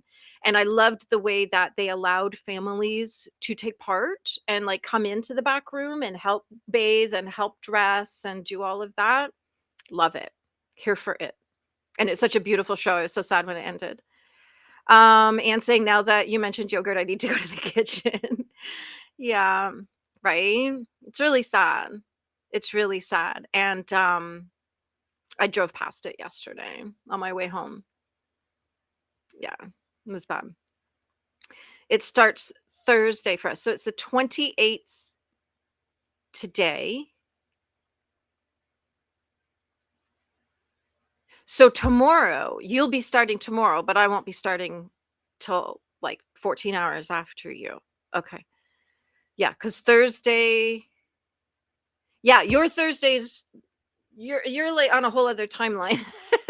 So your Thursday is well ahead of mine. Yeah. Or well, um, it'll still be Thursday for Kiwi, just on a different day than us. That it's still Thursday. This whole Listen, the planet is a strange place. Oh, it's Friday when your kooky starts. Okay, I was thinking it was like it would still be Thursday for you, but your Thursday would just come before our Thursday. Or is it Friday for you because it starts here on Thursday? And I don't know. I don't know. Listen, don't listen to me. I have no idea what's going on. I just know it starts May 1st. So when my clock on my laptop says May 1st, then I'll start. So your May 1st might be different than my May 1st. There we go. Thank you. So, yeah, that's what I was thinking is it's Thursday, but it will be Friday, not Thursday, but still at the same time. Yeah. Whew. I shouldn't try to do math live on YouTube. Alicia's gone to get the kiddos, the littles. Kiwis saying that's it. Yes, over here it's a taboo subject. It's sacred. So it's sacred. They treat all of their clients right? Yeah. And that's you know, it's good that these shows are on TV for the whole world to watch so you can see what the standard should be when you walk into a funeral home. Like I've had people call me at home after a funeral to thank me for everything. I've had people because we had such a high standard of performance and perfection because in the funeral world there's perfection is the base. That's the lowest standard. It has to be more than perfect. It has to be the most meaningful, impactful moment of a family's life. And then they leave an hour later and we just do it again. And that's and as a minister, I'm with a lot of bereaved families, so it's that same kind of thing, like, everything has to be more than perfect, and, getting people from point A to point B in their grieving process that's takes a lot sometimes. Red Pill saying, "Do I think the energy is strange the last few weeks?" Yes. It feels very weird. I feel like we're in a strange liminal place. Um, and it's really bizarre. Well, yeah, let's talk about that later. I want to talk about that with you because Canada is a strange place these days. Booktube Mama, Thursday the 30th of May is May for. Oh, got it. Okay. Now I understand. See, that's what I needed was just somebody to do the math for me on how this all works. Starts Friday, 7 p.m. EST. Okay, right. So because it's based on Western time. Okay, got it. I don't know, right? I'm just like, I don't know what time it is now. Obviously, I almost missed coming back from my sprints because I don't know what time it is. So, yeah, yeah, math is hard. It's hard, especially when someone's so far away that it's like if you're in a time zone where it's still today, I'm like, okay, I can visualize this in my head with Kiwi. It's like tomorrow. And I'm like, I haven't even woken up tomorrow yet. How can you be waking up tomorrow? Do you know what I mean? Yeah. And saying we had a police officer who was shot and killed three 3 days before I'm gonna do what my eye doctor told me to do. 3 days before Christmas, it was very sad. He had a 1-year-old daughter. Mm, yeah, I don't know about this guy if he had kids or family or anything. So, and there was a couple years ago, it like every few weeks, a cop here was being killed, and it was really wearing everybody down because it was just nonstop, and all the police departments and all the police bands have to send their people out, to represent, and it was just getting to be a lot. And because I make the sandwiches and the snacks and everything for the bus, like it was just nonstop. So that's how I kind of really clocked it, was how many times over the course of 6 months that I made boxes of sandwiches to send with the band. So yeah. Yep. Over here, Samhain is tomorrow. What? Really? So you do it on a whole different day too? Because here it's like October 31st, November 1st. Like I celebrate Samhain and All Souls Day and Day of the Dead. Like all of them. Boo, it's a full week for me. And I uh I but I didn't know that on the other side of the world, it's actually like 6 months later. That's so interesting. Do you have other holidays that are not the same as us? Like, I understand you have, like, your like, New Zealand holidays and things like that, but do you have like, Christmas is on the same day, right? Easter's on the same day. It's just the Do you have Halloween on October 31st? I feel like we're gonna need I could drop the link. Get up here and explain this to us. Um, Kiwi say, and the chaos energy this year is through the roo Yes. It is. I don't know. Something's really, really weird going on. More weird than we've been used to the last 10 years. I guess I'm talented. That's how I wake up in the future, right? I'm like, tell me what's gonna happen tomorrow. Hobby Hydra popped a wisteria picture in my crafty section. Not crazy about it, but I'll change some things in the next one. Okay, amazing. Thank you for letting me know where you put it so I can find it. When we do the next sprint, I'll get it and we'll use it for show and tell later. Oh, sorry. I celebrate with the seasonal calendar, all the pagan Wiccan Oh, but everything else is the same. It's just like the witchy stuff is because I'm oopsie.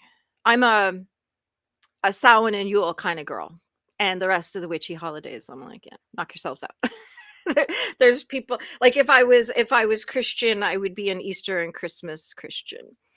And so as a witchy woo, I'm a Samhain Yule kind of person. BookTube, I'm say it's going to winter in the southern hemisphere and going to summer in the northern hemisphere. Yeah. Well, somebody should tell the northern hemisphere. Someone should let somebody know. Currently reading There by Tommy Orange. Hi, Nikki. Good so far. Oh, eye-opening to fetal alcohol syndrome that I've never read about before. Trying to take my days I'm not in chronic pain as a win. Okay, thank you. Even with my glasses, I was like, why am I struggling? Tommy Orange, is he First Nations? I feel like that's a First Nations name. And trying to take, well, that's, yeah, you got to do what you can do. You just got to do what you can do. technically we have Christmas, Easter, Halloween on the same day, but that's all yeah. Yeah, we go by the what is it, like the Julian calendar, the one of these, yeah, the Julian calendar, right? So that's all. That was all moved around. We know April 1st is the real new year. Thank you very much. Yep. And let's see. Hobby Hydra is saying, okay, this looks better now. Took some twisting. I can't wait to see this. I'm going to be in suspense like everybody else. I said going into summer, not going into some in the far off in the distance is some summer. I remember last year, my son had an outdoor piping gig. He was hired to go pipe for something. It was June 1st. I just happened to remember that it was June 1st because we were all standing there saying, it's June 1st. Why are we wearing winter coats? It was so cold, still cold. And then it got disgustingly hot and humid. Kiwi saying that's a huge win, Nikki. This is coming from a chronic pain sufferer. Yeah. Yeah. Any day where your body's not all lit up is a good one, right? Anne is saying Nikki Wandering Stars was so good also. Interesting. And Nikki saying I take my wins where I can, when and where I can get them. Yeah. Yeah. And that's how we practice gratitude, is even sometimes the littlest thing is the thing we have to cling to. So Ashley's saying, agree that April is the real new year. New year in January is absurd. Yeah. Like people are, and I don't like, my husband is like a January 1st guy. And he's, you know what I mean? He kind of wants it to be something. And I'm like, but this doesn't mean anything to me. I've never like for me,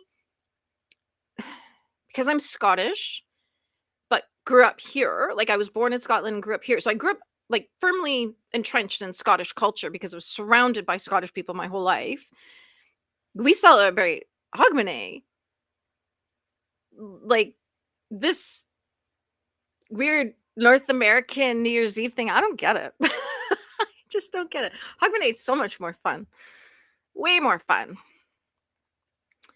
And Nikki's saying, thank you for the recommendation. That's my next on my TBR. Yeah, Anne is we go to Anne for book recommendations because she's got them all. I've added so many of her books to my TBR. I'm gonna have to live to be about 4,000 years old. Kiwi saying, never heard of the new year being moved to April. Explain. I mean, I start the new year in May, but I'm special. So April 1st is the real new year. It's the real new way back before all these old men way back in our past changed the calendar. Because we used to have 13 months of the year. And yeah, that's a whole deep dive. That's really, but it used to be that we had 13 months of the year. And April 1st was actually the new year. That whole thing, like December 25th, Jesus, basically based on the old calendar, Jesus was not born on December 25th. If we're going back to like pagan times and things like that, and looking at the things that we're going, there's so much to it. Maybe I'll write a little essay about it. But it's within the sort of witchy world, I guess, the woo-woo world. April 1st is the new year. And January 1st was just some arbitrary day, I guess. I don't know. I'll do some research. I'll write an essay. We'll do a presentation. We'll do calendar school. January New Year is absurd to me also. Yeah, it just doesn't make sense. And BookTube Mom is saying, yes, you are special, Kiwi. You are. Ashley saying, yes, every month should have 4 weeks, 28 days, and 13 months in the year. Thank you. Thank you very much. I know the financial new year starts in April. I may have to do some research. Yeah. Maybe I'll just pull something up when I'm that explains it when we're sprinting. So we'll pick this up again on the next one. Lost there we go. I always learn so much in these streams. Thank you. I do too, because I love learning from everybody. Learning is my thing. Like I'm that person that I need to research stuff. I'm always, if somebody mentions something, see, I write it down and I research it. And yeah, it's I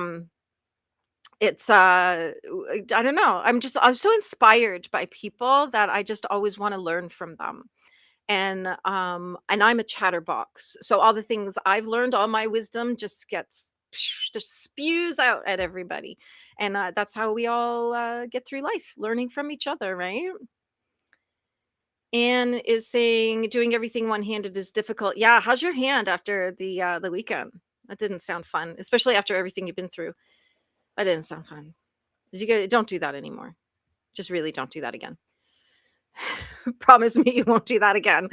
Ashley saying in the northern hemisphere, everyone acts like it's summer in January and want to go, go, go, go, go.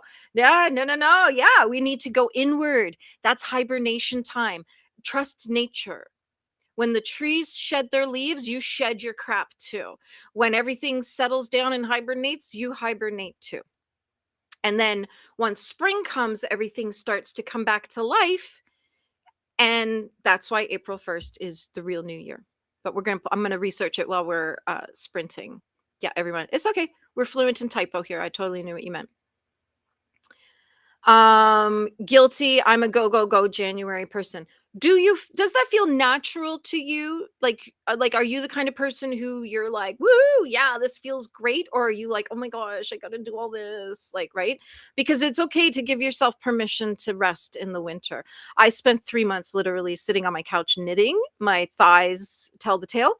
And, but now I'm back to my go, go, go life because it's spring and, we're coming back out again. If only it was warm enough to be outside. Amberly's saying, but our summers here are so punishing that we do our winter hibernation when it's 100 outside. Yeah. Yeah. We get wicked, wicked summers too. So air conditioning every step of the way. That walk from my house to my car, worst part of my day because it's so hot. Southern hemisphere, it's summer, but we're lazy, so we slow down anyway. Do you find that would you say that living in New Zealand is a slower pace of life? Because I know, so I live in Ontario where everyone's kind of crazy, go, go, go, go, go. We talk really fast, we walk fast, like everybody's in a hurry. And when I went to Calgary earlier this year, no one's in a hurry for anything. It was the weirdest thing. It was frustrating because I'm like, why is everyone walking so slow? Why is everyone just standing around? And I actually would speak to people like Calgarians and Albertans, and that was, I'd be like, how come nobody walks fast here? And I remember one guy, I had said something like, everybody here walks so slow. And he looked at me, he said, you must be from Ontario. It's like, how'd you know? How'd you know? But yeah, I could handle kind of letting my central nervous system decompress somewhere with a slower pace. Absolutely. Yeah. And Nikki's saying, sorry, it's extremely difficult. Yeah. Yeah. Anne's had some injuries, and it's not, it doesn't sound fun at all. Don't even get me started on the false urgency that is corporate America. Yeah. Well, here for a lot of people, it's that you need to work 3 jobs just to survive. So people are constantly rushing off to that. But also too, like I find living in a small town, you would think that I would have a slower pace of life. But in a small town, everything closes early. Like we don't have Walmarts open 24 hours. We don't have midnight Walmart. Like we have 8:30 p.m. Walmart. You know what I mean? So and the grocery stores are all closed like by like 8 o'clock, 8:30, things like that. So you're trying to jam so much more into a shorter day. A lot of places in the town close at 5 o'clock. So you're rushing constantly to get everything done in a day. And it's a little frustrating sometimes because it's like, yeah, I would love to slow down, but I have to jam pack everything in my day before 5 o'clock while still doing everything else, It's frustrating sometimes. I don't know about that. There are definitely some places that are slower, but the bigger cities are quicker and more impatient. Yeah. Yeah. Like I've grown up in Ontario and I'm in Aries. So why is everything taking so long? Why is everyone moving so slow? Why is like that's my whole everywhere I go in life, I'm like, why is everything so slow? Yeah. Um Anne's asking, have I read Wintering the Power of Rest and Retreat in Difficult Times by Catherine May? Yes, I have. I can't remember when I read it, but yes, it's very it so like I'm a metaphysical minister. So everything for me is like energy, outputs, inputs, things like that. So I do tend to really like follow this kind of thing where April to December, I'm kind of go, go, go, go, go. And then January, February, March, I rest and hibernate and go inward and do my shadow work as well. The shadow work's really, really important, and winter is a beautiful time to do it because we're already sitting with ourselves anyway. So we might as well go deep, do some healing work, things like that, and some exploration of ourselves and why we think the things we think and why we feel the things we feel. So yeah, definitely, definitely a really nice time of year for me. I quite enjoy it. And then I kind of come out like a little butterfly out of a cocoon and stretch my wings and re-enter life. Really. The light is returning, and so have I. So there we go. Um Nikki saying I haven't, but she's added it to her TBR. Yeah, I think that'd be a great book for everybody to read and really understand rest and the cycles of the year. Because if we're going to be talking about like the pagan witchy Wiccan holidays, that we're following the cycles of the seasons and the push and the pull of the seasons and everything else. Well, we're all over the place today, eh? I'm like, this is how it always goes, though, isn't it? We always end up all over the map on topics. We're going to sprint soon in just a few minutes. And Red Pill's asking, what is spring season best for? Starting stuff, planting seeds, physical, actual seeds, and mental seeds, emotional seeds, psychological seeds. This is about fresh starts and energy. Remember, April 1st is called April Fool's Day in the tarot. The first card of the tarot is the Fool. So it's all about fresh starts, youthful, vibrant energy, naivete. We're at the beginning of a fresh new journey. So there we go. Spring is beautiful. And I'll look up why April 1st is the new year. I don't have everything memorized. All right, it's 3:04.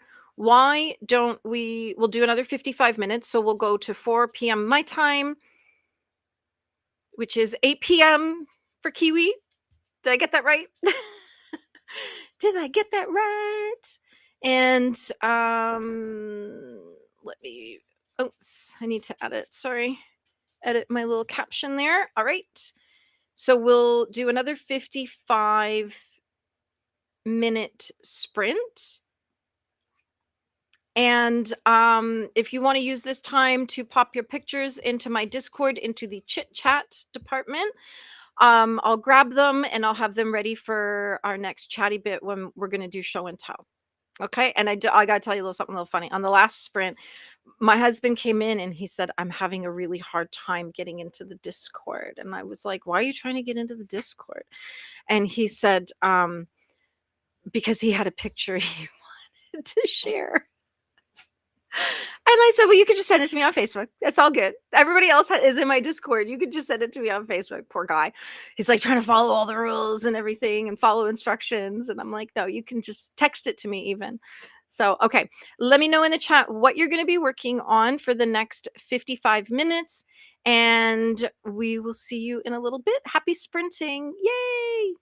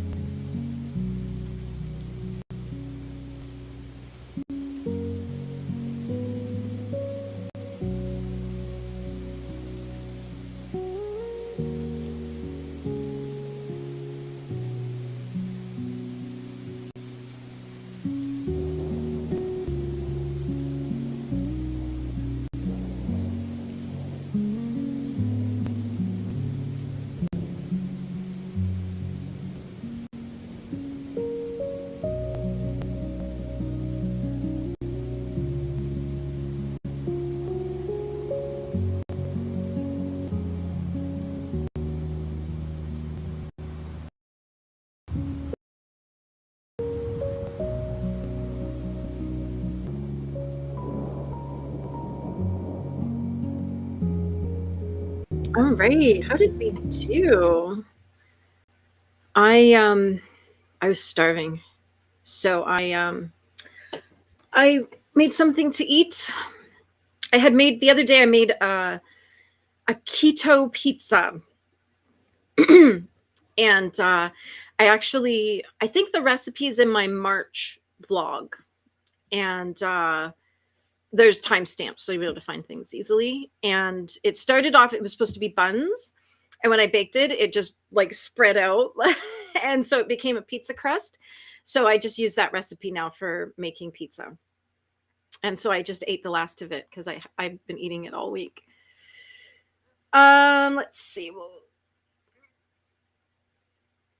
And Nikki is reading There. I've got 3 books to talk about in this chitty chat part. So we're unfortunately not going to get any more fit in, but please, next week, bring, whatever book. If you get here early, then we'll get your name at the top of the list for chatting about your book.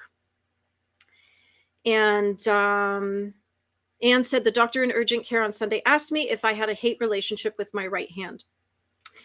They might be onto something. I'm assuming the doctor's a male, but could be female. Who knows? But so in metaphysics, clumsiness, constantly injuring yourself, things like that is the outward manifestation of self-loathing. So you may got a little shadow work to do there. If you feel like, maybe maybe there's something going on here that for whatever reason, and it could be something that happened before you have conscious memories. So yeah. Yep. And Glenda popped in. Hello. Reading the Townsend family recipe for disaster. I've heard of that. Is it good? Are you enjoying it? And Amberly's saying hi to Glenda. Glenda's saying hi to Amberly, Ann, Nikki, Jess, Kiwi, Ren, Ashley, Christina, and anyone she missed. There we go. And Ann is saying hi to Glenda. Red Pill must have popped out for a little bit and popped back in. The Librarian of Alexandria is on the train home. Book club was fun. The others liked the book much more, but that happens. Yeah, I've had that happen where I'm like, did we read the same book? Really? So earlier today, a librarian had told me that she was off to book club tonight, and it was a Norwegian book, like a Norwegian author. So I thought that was kind of cool. And Alicia just got back with the kids from school, stopped at the grocery store, picked up a few things, and got some chocolate chip cookies. Most important, chocolate chip cookies. Yeah, because that would be worth going back out for. And Ren is saying the meeting's finished and chatted with friends for a while. Nice. Oh, you're very welcome. We're still here for another hour if you still want to hang out. And Amberly is saying, I've not gotten much reading done. Gaming with my dad. Well, that's important. That's important. That actually sounds like a lot of fun. And nurturing your relationship with your dad is a good thing. So yeah, that's awesome. I think I read 3 pages today, this morning. And I have knit, I just finished, remember I had like just the half of a poppy. I finished it and popped it into my to be finished later, to be stitched up later basket. And that's all the knitting and reading I've done today, which is not like me, but it's spring, right? So I'm not in hibernation mode. I'm busy doing all kinds of other things. But yeah, gaming with your dad sounds like fun and productive. And Amberly's saying hi to Renee. And Ren is saying, oh, I thought it was the last one. Whoops. So we go till 5 o'clock. So we have another hour from 11 till 5 every Tuesday. So we always have that one show and tell, and everything is at the end. So we can finish things off just with some sweet pictures. So I'm going to go back. Everybody looking. Did I write that down? That's Molly. She had to go to an appointment. So I'm going to read her about her book. It's a short little blurb. And then Kelsey, I'll come back to you in just 1 second. So Everybody Looking has a 3.78 rating on Goodreads. And it's a debut novel in verse, and it tells the story of Ada, daughter of an immigrant father and an African-American mother. I wonder where the immigrant father came from, and like what country, and her struggle to find a place for herself in America and in her own family. Everybody Looking is a heavily autobiographical novel of a young woman's struggle to carve a place for herself, for her Black female body in a world of deeply conflicting messages. Told entirely in verse, Ada's story encompasses her earliest memories as a child, including her abuse at the hands of a young cousin, her mother's rejection, and a descent into addiction, and her father's attempts to create a home for his American daughter, more like the one he knew in Nigeria. Oh, he's from Nigeria. Is that not in Africa? Oh, I guess. Okay, I get it now. The father's an immigrant from Nigeria, and her mother is American but Black. Okay, got it. We've connected all the dots there. That actually sounds kind of heavy. It sounds like if you want to learn about people, that of the human experience kind of thing. That it sounds good. And I'll send Molly a message and ask her if she's enjoying it. And Kelsey has asked, do I listen to audiobooks or anything while I knit?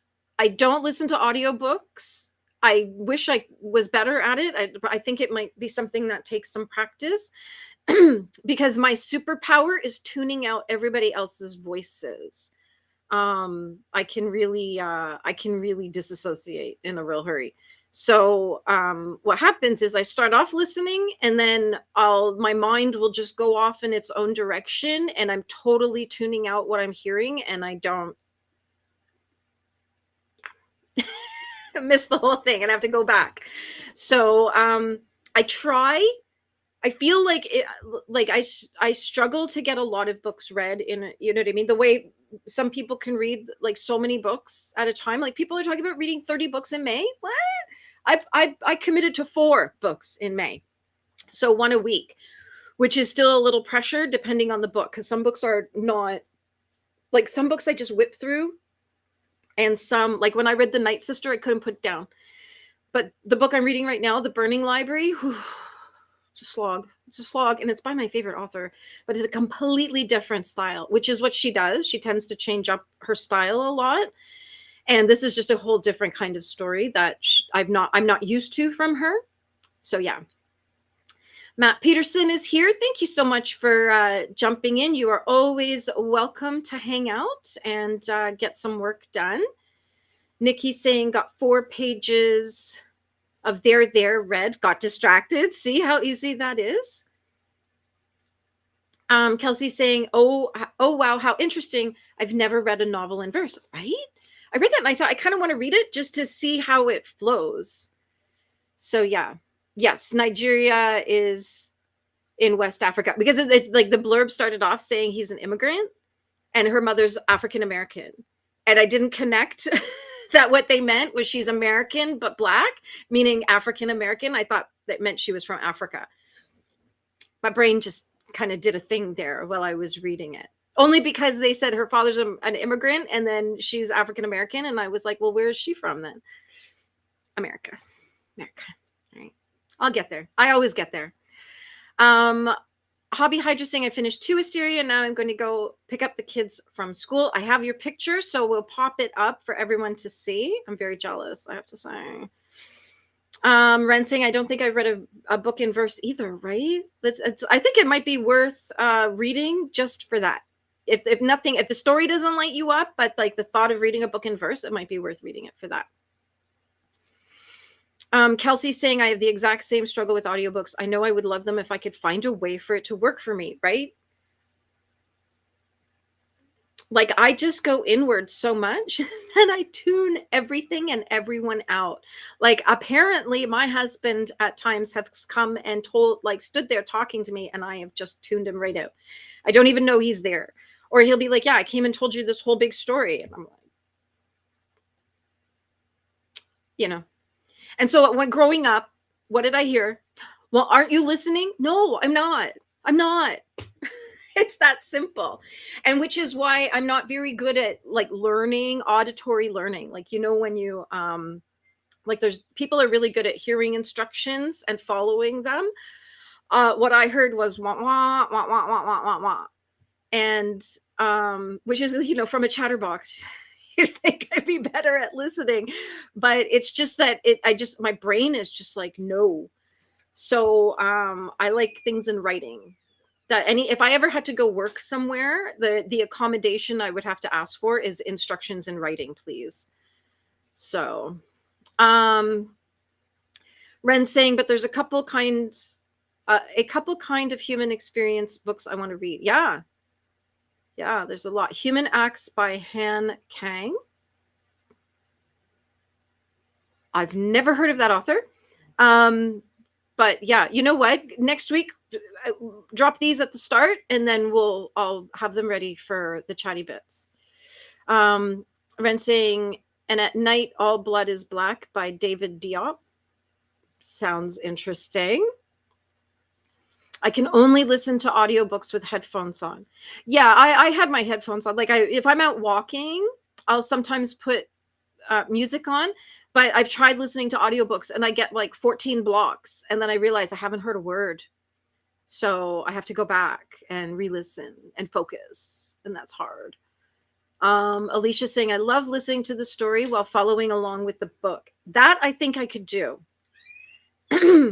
Like I think I should probably do that, and then I'd be reading at the pace of the audio instead of my own pace of like half a page and then get bored. And yeah, without audiobooks I read very slowly with just my eyeballs.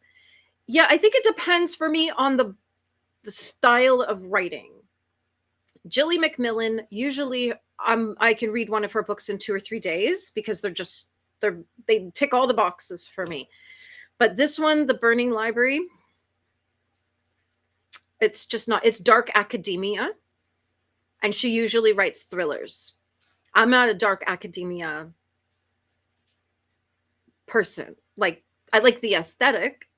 I like the music. I like the vibe. But to read, no. I like thrillers, and and I even like the formulaic stuff from time to time. Like I know we've talked about it a lot, but every once in a while, when you need, because it's quite comforting. We've talked about that before, that knowing how things are going to play out, that's comforting, which is why people tend to watch the same movie over and over, because they know what's going to happen. So yeah. And then Amberly, is Amberly still here? I can't remember if she said she had to go or not. And then we'll go with Ren's book first. So Year of the Mare, MER, a dark, bloody, epic fantasy reimagining of the Little Mermaid that goes far beyond the fairy tale to explore family, legacy, war, and what we will sacrifice for vengeance. The perfect read for fans of The Priory of the Orange Tree and Circe. Is that how we say it? The fairy tale mermaid Ariel might have gotten her happily ever after, but her granddaughter Yemi is having a much harder time. Her father, the king of Ixia, was assassinated years ago. Her mother is slowly dying of a poisoned wound, and she faces whispers and slights from her own people. Whispers and slights from her own people. I'll do the thing the eye doctor tells me to do. Yemi has been raised as the shield of the kingdom and is soon to inherit the throne, but she cannot shake her fury at how Ixia has treated her family after all they've sacrificed. Only her patient mother and steadfast personal bodyguard and fiance, Nova, help Yemi rein in that fury most of the time. Well, that sounds interesting. And it's got a 3.24 rating on Goodreads. And that sounds really neat, actually. And it's called The Year of the Mare, like the sea, en français. There we go. Okay, Amberly, I've got your book pulled up here. We Are Legion. 4.25 rating on Goodreads. And Bob Johansson has just sold his software company and is looking forward to a life of leisure. There are places to go, books to read, and movies to watch. So it's a little unfair when he gets himself killed crossing the street. Bob wakes up a century later to find that corpuscles have been declared to be without rights, and he is now the property of the state. He has been uploaded into computer hardware and is slated to be the controlling AI in an interstellar probe looking for habitable planets. The stakes are high, no less than the first claim to entire worlds. If he declines the honor, he'll be switched off, and they'll try again with someone else. If he accepts, he becomes a prime target. There are at least 3 other countries trying to get their own probes launched first, and they play dirty. The safest place for Bob is in space, heading away from Earth at top speed, or so he thinks, because the universe is full of nasties and trespassers make them mad, very mad. And that has a 4.25 rating on Goodreads, and it was published in 2016, so it is not a new book. And are you enjoying it? That's the question. There we are. And Ren is saying, yes, that's how you say Circe, the Greek myth with the woman who turns men into pigs. I may have met a few of them. I'm sure we all have. Not all men. Not all women. Ren is saying, I also love Prior of the Orange Tree, so now I'm excited. Fun. I rarely read a synopsis before I read a book. I judge based on titles, covers, and reviews.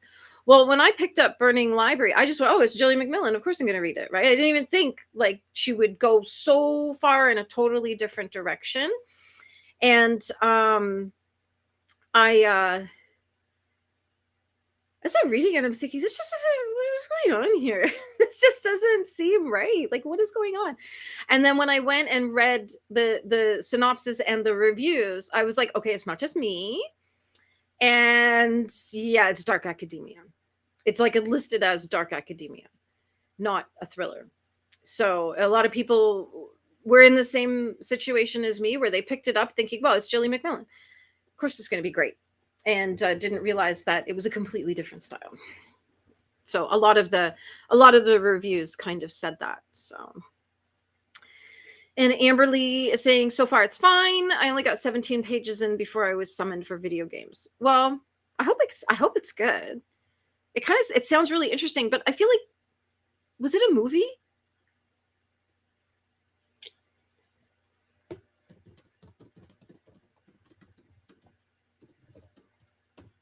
Was it a movie? Oh. There is a movie called We Are Legion that came out 4 years before this book. And it's the story of hacker activists. Huh. I knew there was like a movie with the same name, but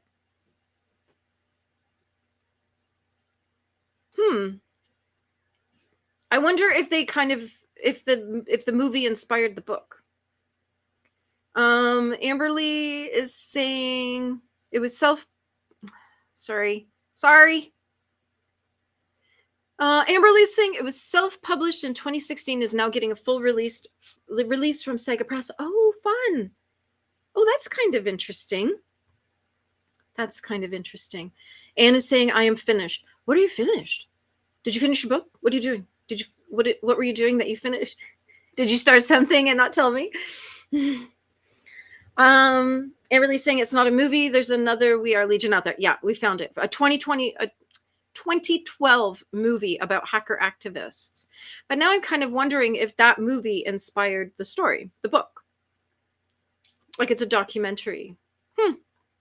Interesting. It definitely sounds like an interesting story. And it does, like, it's got a 4.25 rating. So, and it says alternate cover edition can be found here. Oh, so there's 2 different covers. One looks like, kind of a Star Wars thing, and one looks like planets. Interesting. Well, I hope it's an enjoyable story. And then we have two pictures. I've got the wisteria. Mm-hmm. Mm-hmm. Mm. There we are.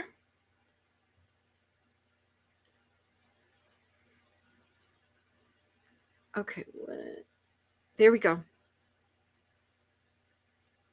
It looks like wisteria to me. Yeah. You know, and the thing is I think she said it was her first try at it. So I think this is incredible. First go, and then she said something in the Discord about, she said she learned a lot doing it, and she's going to put this one at the back. But yeah, I think that's a great start.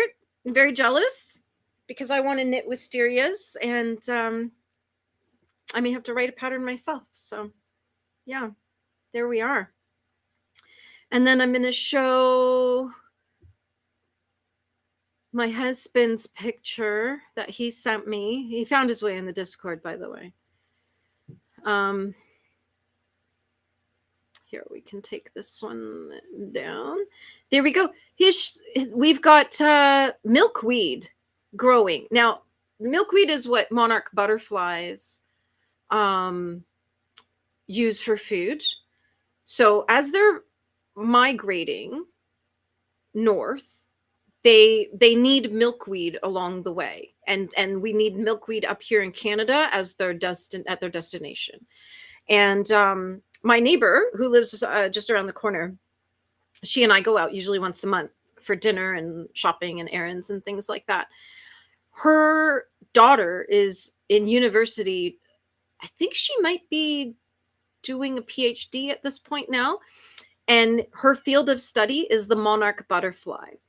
I have almost become an expert in the monarch butterfly because it's like I had no idea anything about these little creatures, but I've learned so much from hearing about her studies and their flight patterns, and they know which tree in like Mexico or South America, somewhere down in where it's warm, the scientists know where they're going to land.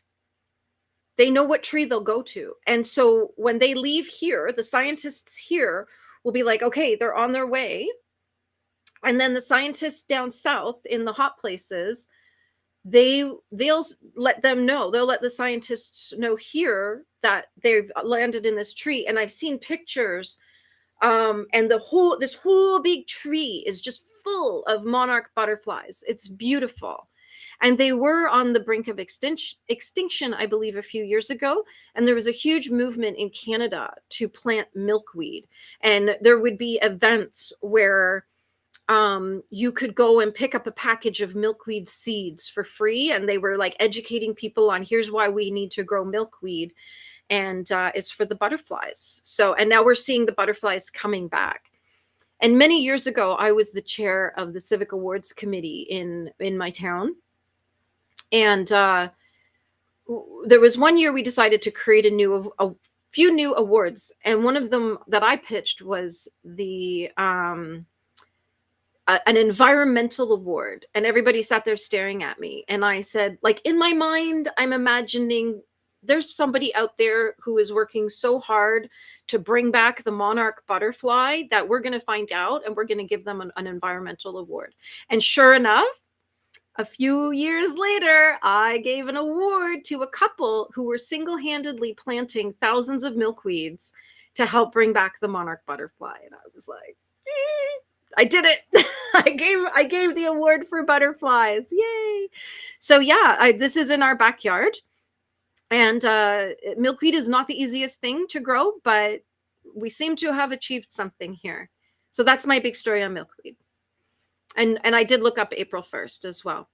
I get very excited over milkweed. I'm very into flower gardening and butterflies. My garden is registered as being part of the butterfly highway. Fun! Oh my gosh, I'm going to have to tell my neighbor. I'm going to send her a text. I'm going to send her a text right now. Actually, no, I'm going to send her a little voice note. Where is she here? So, hey there, I am live on my YouTube channel right now, and somebody has just told me that their garden is registered for the Butterfly Highway in her state. She's in America. I don't know what state she's in, but she's just told me. We were talking about milkweed and butterflies and all of that, and she said that her garden's registered for the Butterfly Highway. So, there you go. It's all coming full circle, all these conversations. There we go. Funny. That's awesome. I love it. I love it. So what state are you in? Do I know that? Should I know that? I never remember anything, so don't ever take anything personally. If you know what? Hobby Hydra sent another picture. The second one's getting better. Yeah. Making really, really good progress there. That's awesome. Okay, hold on. Lola's messaging me.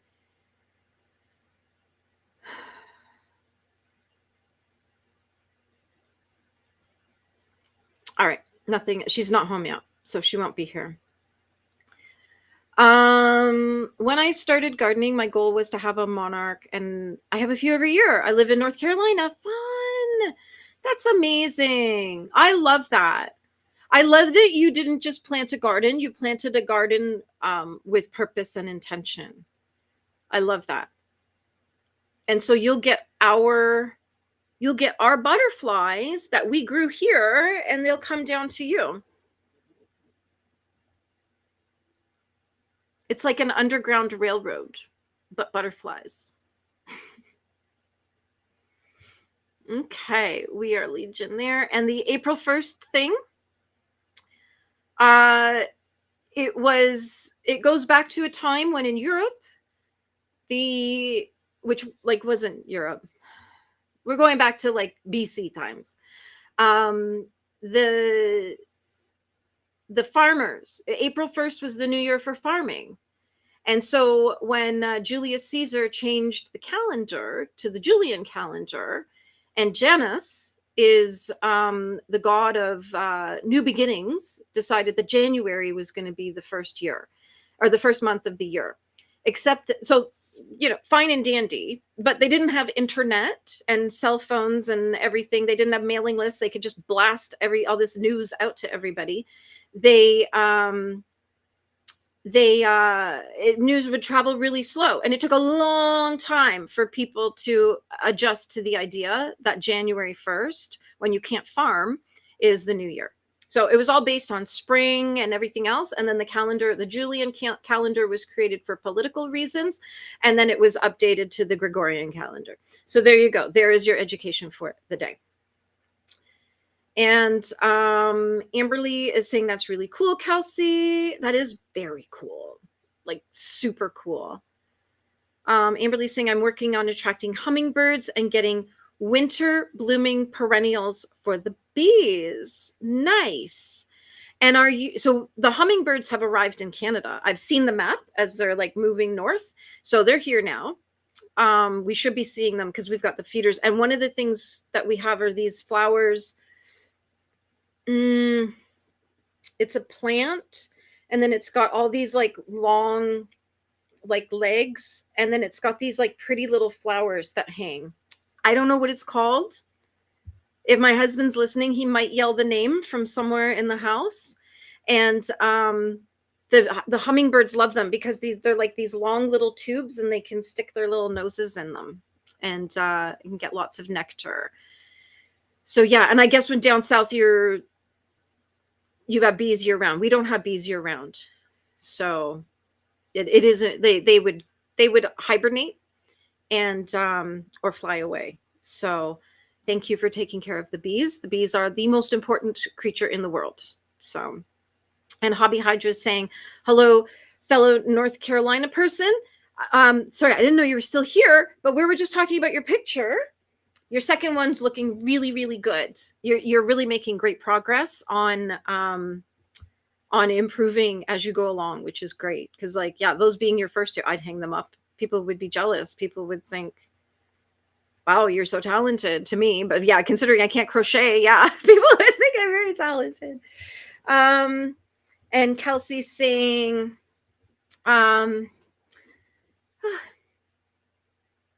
The comments jump in Restream. So whenever you're like, you hear your host saying, oh, the comments jumped, it's Restream.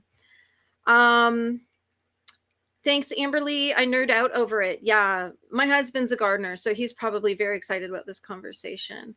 Oh, so cool, Hobby Hydra. An underground railroad in the sky. Yeah, sorry. See? Stuff just falls out. I'm not thinking. Fuchsia. He just yelled fuchsia. It's fuchsia flowers that the hummingbirds like. Amberly's saying we don't usually have bees year round, but the last few years I've been seeing them as late as December and as early as January. Oh, they're not taking a break, eh? Ooh, yeah. So you have to have stuff out for them. They like little bowls of water with marbles in them so that they can stand. But if you have critters, I used to do that. I would put like the colorful stones in a bowl of water outside, and then I'd come back the next day and all the stones were gone. And I'm like, who's taking these? Because they were like colorful glass stones. And I think there's like a chipmunk somewhere who's taken them and lined the walls of his little disco hideout or something. Because I was like, where did they all go? They were gone. And we don't have raccoons where I live. Like raccoons exist, but it's not a thing in our town. So it wasn't raccoons. So Amberly's saying, I thought I put some plants for them at that time. There's not much else blooming. Thank you. Thank you for caring for the bees. And Amberly's saying we do water for them in the summer for sure around the vegetable garden. Nice, where they will pollinate for you. They will do their job because you did yours. Yeah, lots of fun. Okay. I think we've covered all the books and all the edumacations we were going to do. Do we want to sprint for about 20 minutes before we wrap everything up? And then I'm going to get ready to go out for the evening. It's my exciting trip to Costco. Get some, I might even go into the bookstore too. We'll see if I have time. Everything closes at 8:30, so it's just such a huge rush. So we can sprint for about 20 minutes and then we will say bye-bye.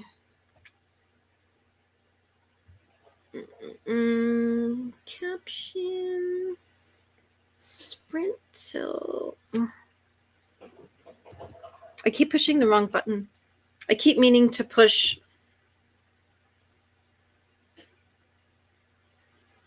got it right this time. There we go. I keep meaning to push edit and I'm pressing show, and so yeah, that's where we're at. All right, let's do a little final sprint. All the last little bits of things you want to wrap up for the day, let's get them done. Go change your laundry over like I'm going to do.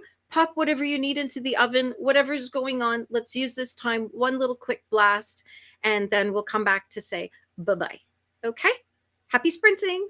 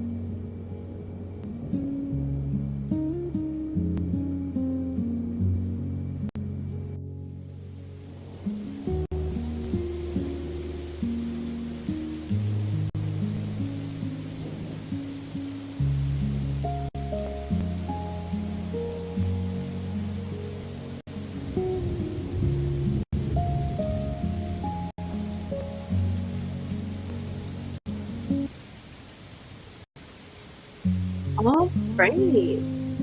How did we do? I think that was a good solid little stretch. I got a bunch of things done, packed up some stuff, got organized for the rest of the day, and then also got organized for tomorrow, or got myself organized for tomorrow. And because usually I use Trello as my sort of my daily schedule. Oh my gosh, I'm trying to move myself to the center. There we go. That's better.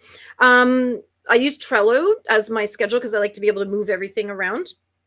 And so I sort of set myself up for the next few days of all the things I need to do, which feels good. And I had asked everybody, what do you think of the idea of playing bingo on Friday nights? I have a few Friday nights open coming up. I found a site where you just go in and you get your card and it's all digital. It's like all like online. So maybe we'll have a little practice run. Maybe this Friday. We will do just a little practice run. We'll do like sprints, but we'll do bingo in between. What do we think? Or maybe we'll just play bingo. Actually, maybe this Friday we'll just straight out practice playing bingo so that when we have a big crowd, we'll know what we're doing. Because I'm all for learning on the fly, but not in front of 100 people. So, and I'll have little prizes, like little things I can send out to people. Glenda's saying bingo sounds good. Nikki's saying bingo sounds good. Birthgo sounds good too. And Geeky Witch came in. Hey, Pearl, just saying hi in the middle of a busy workday. Hope everything's going well. You have such a hectic life. Oh my gosh. I hope you do get some downtime. Well, I know you're busy, busy, busy all the time. And yeah, I had just said I hope you you get to chillax. Red pills dipping in and out. Kiwi saying it's 9 a.m. and exhausted already. So I was asking if the builders were extra loud already this morning. There's my Discord. Jump in. That's where we do the chats. Yeah, there's Kiwi right there. And Glenda saying hello to Melissa and Red Pill. And Geeky Witch saying hi, Glenda. Kiwi saying no, they aren't, but builder and painters here, and I'm sure the ventilation people will show up right when the Moss Fair starts. Oh, right, because you've got that. Here we go. Yeah, you've got that in 2 hours. Oh, right in the middle of your morning. Oh, that's poopy. That they're gonna be they're gonna be in your way. Oh, right. And you were talking about that last night, weren't you? That you're trying to figure out how you're gonna do this. Hopefully it works. Because I know I don't like doing my own thing when there's builders and work people in my house, because I think, do I sound crazy? Like, yeah, they're not listening. That I know for sure. Lola's saying, hey, I'm here. Just watch the beginning. Nice fabric. I made bandanas for a friend's pup last year. Oh, fun. Yeah, I'll have to come up with something. I'm going to keep my eye out for some things I want to make with that fabric. And Geeky Witch is saying, yeah, that was last week, but it's tiring. Oh, yeah. It's tiring. And like Geeky Witch and I, we're Gen Xers. We're tired, But the problem is if we stand up, the whole world falls apart. Geeky Witch is saying, I'm definitely thinking I may need a life change. Yeah, I've noticed there's not a lot of time for crafting when we have these full-time jobs. Lola's saying, I'd love bingo. Well, friend, you'll be the one helping.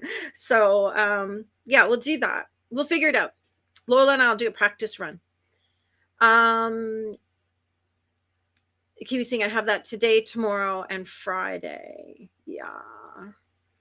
I don't know. This kind of January was so chill. Sitting at home hibernating. Now the world expects us to come to life. Ren is saying got to 5% in Year of the Mare. Thanks for the trans. You're very, very welcome. Thank you for hanging out. And Ren, thank you again for all of your profound wisdom and for sharing your thoughts. As someone who is much younger than me, and I thought that was a really interesting conversation. And like I said, I took a picture of what you said so that I can kind of contemplate that more, and I'm looking forward to thinking about it and really exploring that within myself as well. So thank you to everybody who has been hanging out with me today. Kiwi and Geeky Witch jumped in here as soon as she could, and Lola got in here as soon as she got home, and Glenda, Red Pill. Oh, there were so many people here. Molly. We had a big crowd. We had 16 at one time. That was pretty exciting.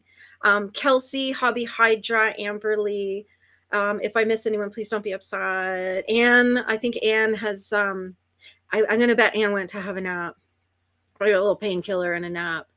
Amberly and Alicia and Ren. Lots of Ren. I love that. Everybody who came in, that was so, and Matt as well, if you're still here. Sorry, we were very chatty for the last little bit. And so yeah, I hope everybody had a good time. Thank you for hanging out with me. I so appreciate all of you. This has just really become such a beautiful community, and I look forward to this every week, of spending time with everyone and hearing how you're doing and sharing all of our things. And yeah. So thank you to my Nightbot who ran the show today, and to Lola who popped in for the last few minutes. And so we have 2 things coming up tonight. As Kiwi just said, there we go. So 7 p.m. So 2 hours from now is the Massverse reading sprints, and that's over. It says it's being hosted at Pacing Through the Pages. And also at 7 o'clock is Dusty Book Sniffer doing Read Your Library sprints. So, and that's the 10-hour version. So I may bump into her tomorrow morning as well. So there's your two kind of big things going on for the rest of the evening. Have a wonderful night. I will see everybody in the chats tomorrow. And yeah, don't forget to join the Discord so that we can chat in between. Keep an eye out for information coming about bingo nights, and because I do want to get that up and running. So stay tuned. I will be posting that in the Discord. So if you're not there, the link is just right here, close to the bottom of the chat. Okay? Thank you, everybody. Have an amazing evening. Just Kiwi, having a great day. Try to survive. And we will see you in a week. Bye.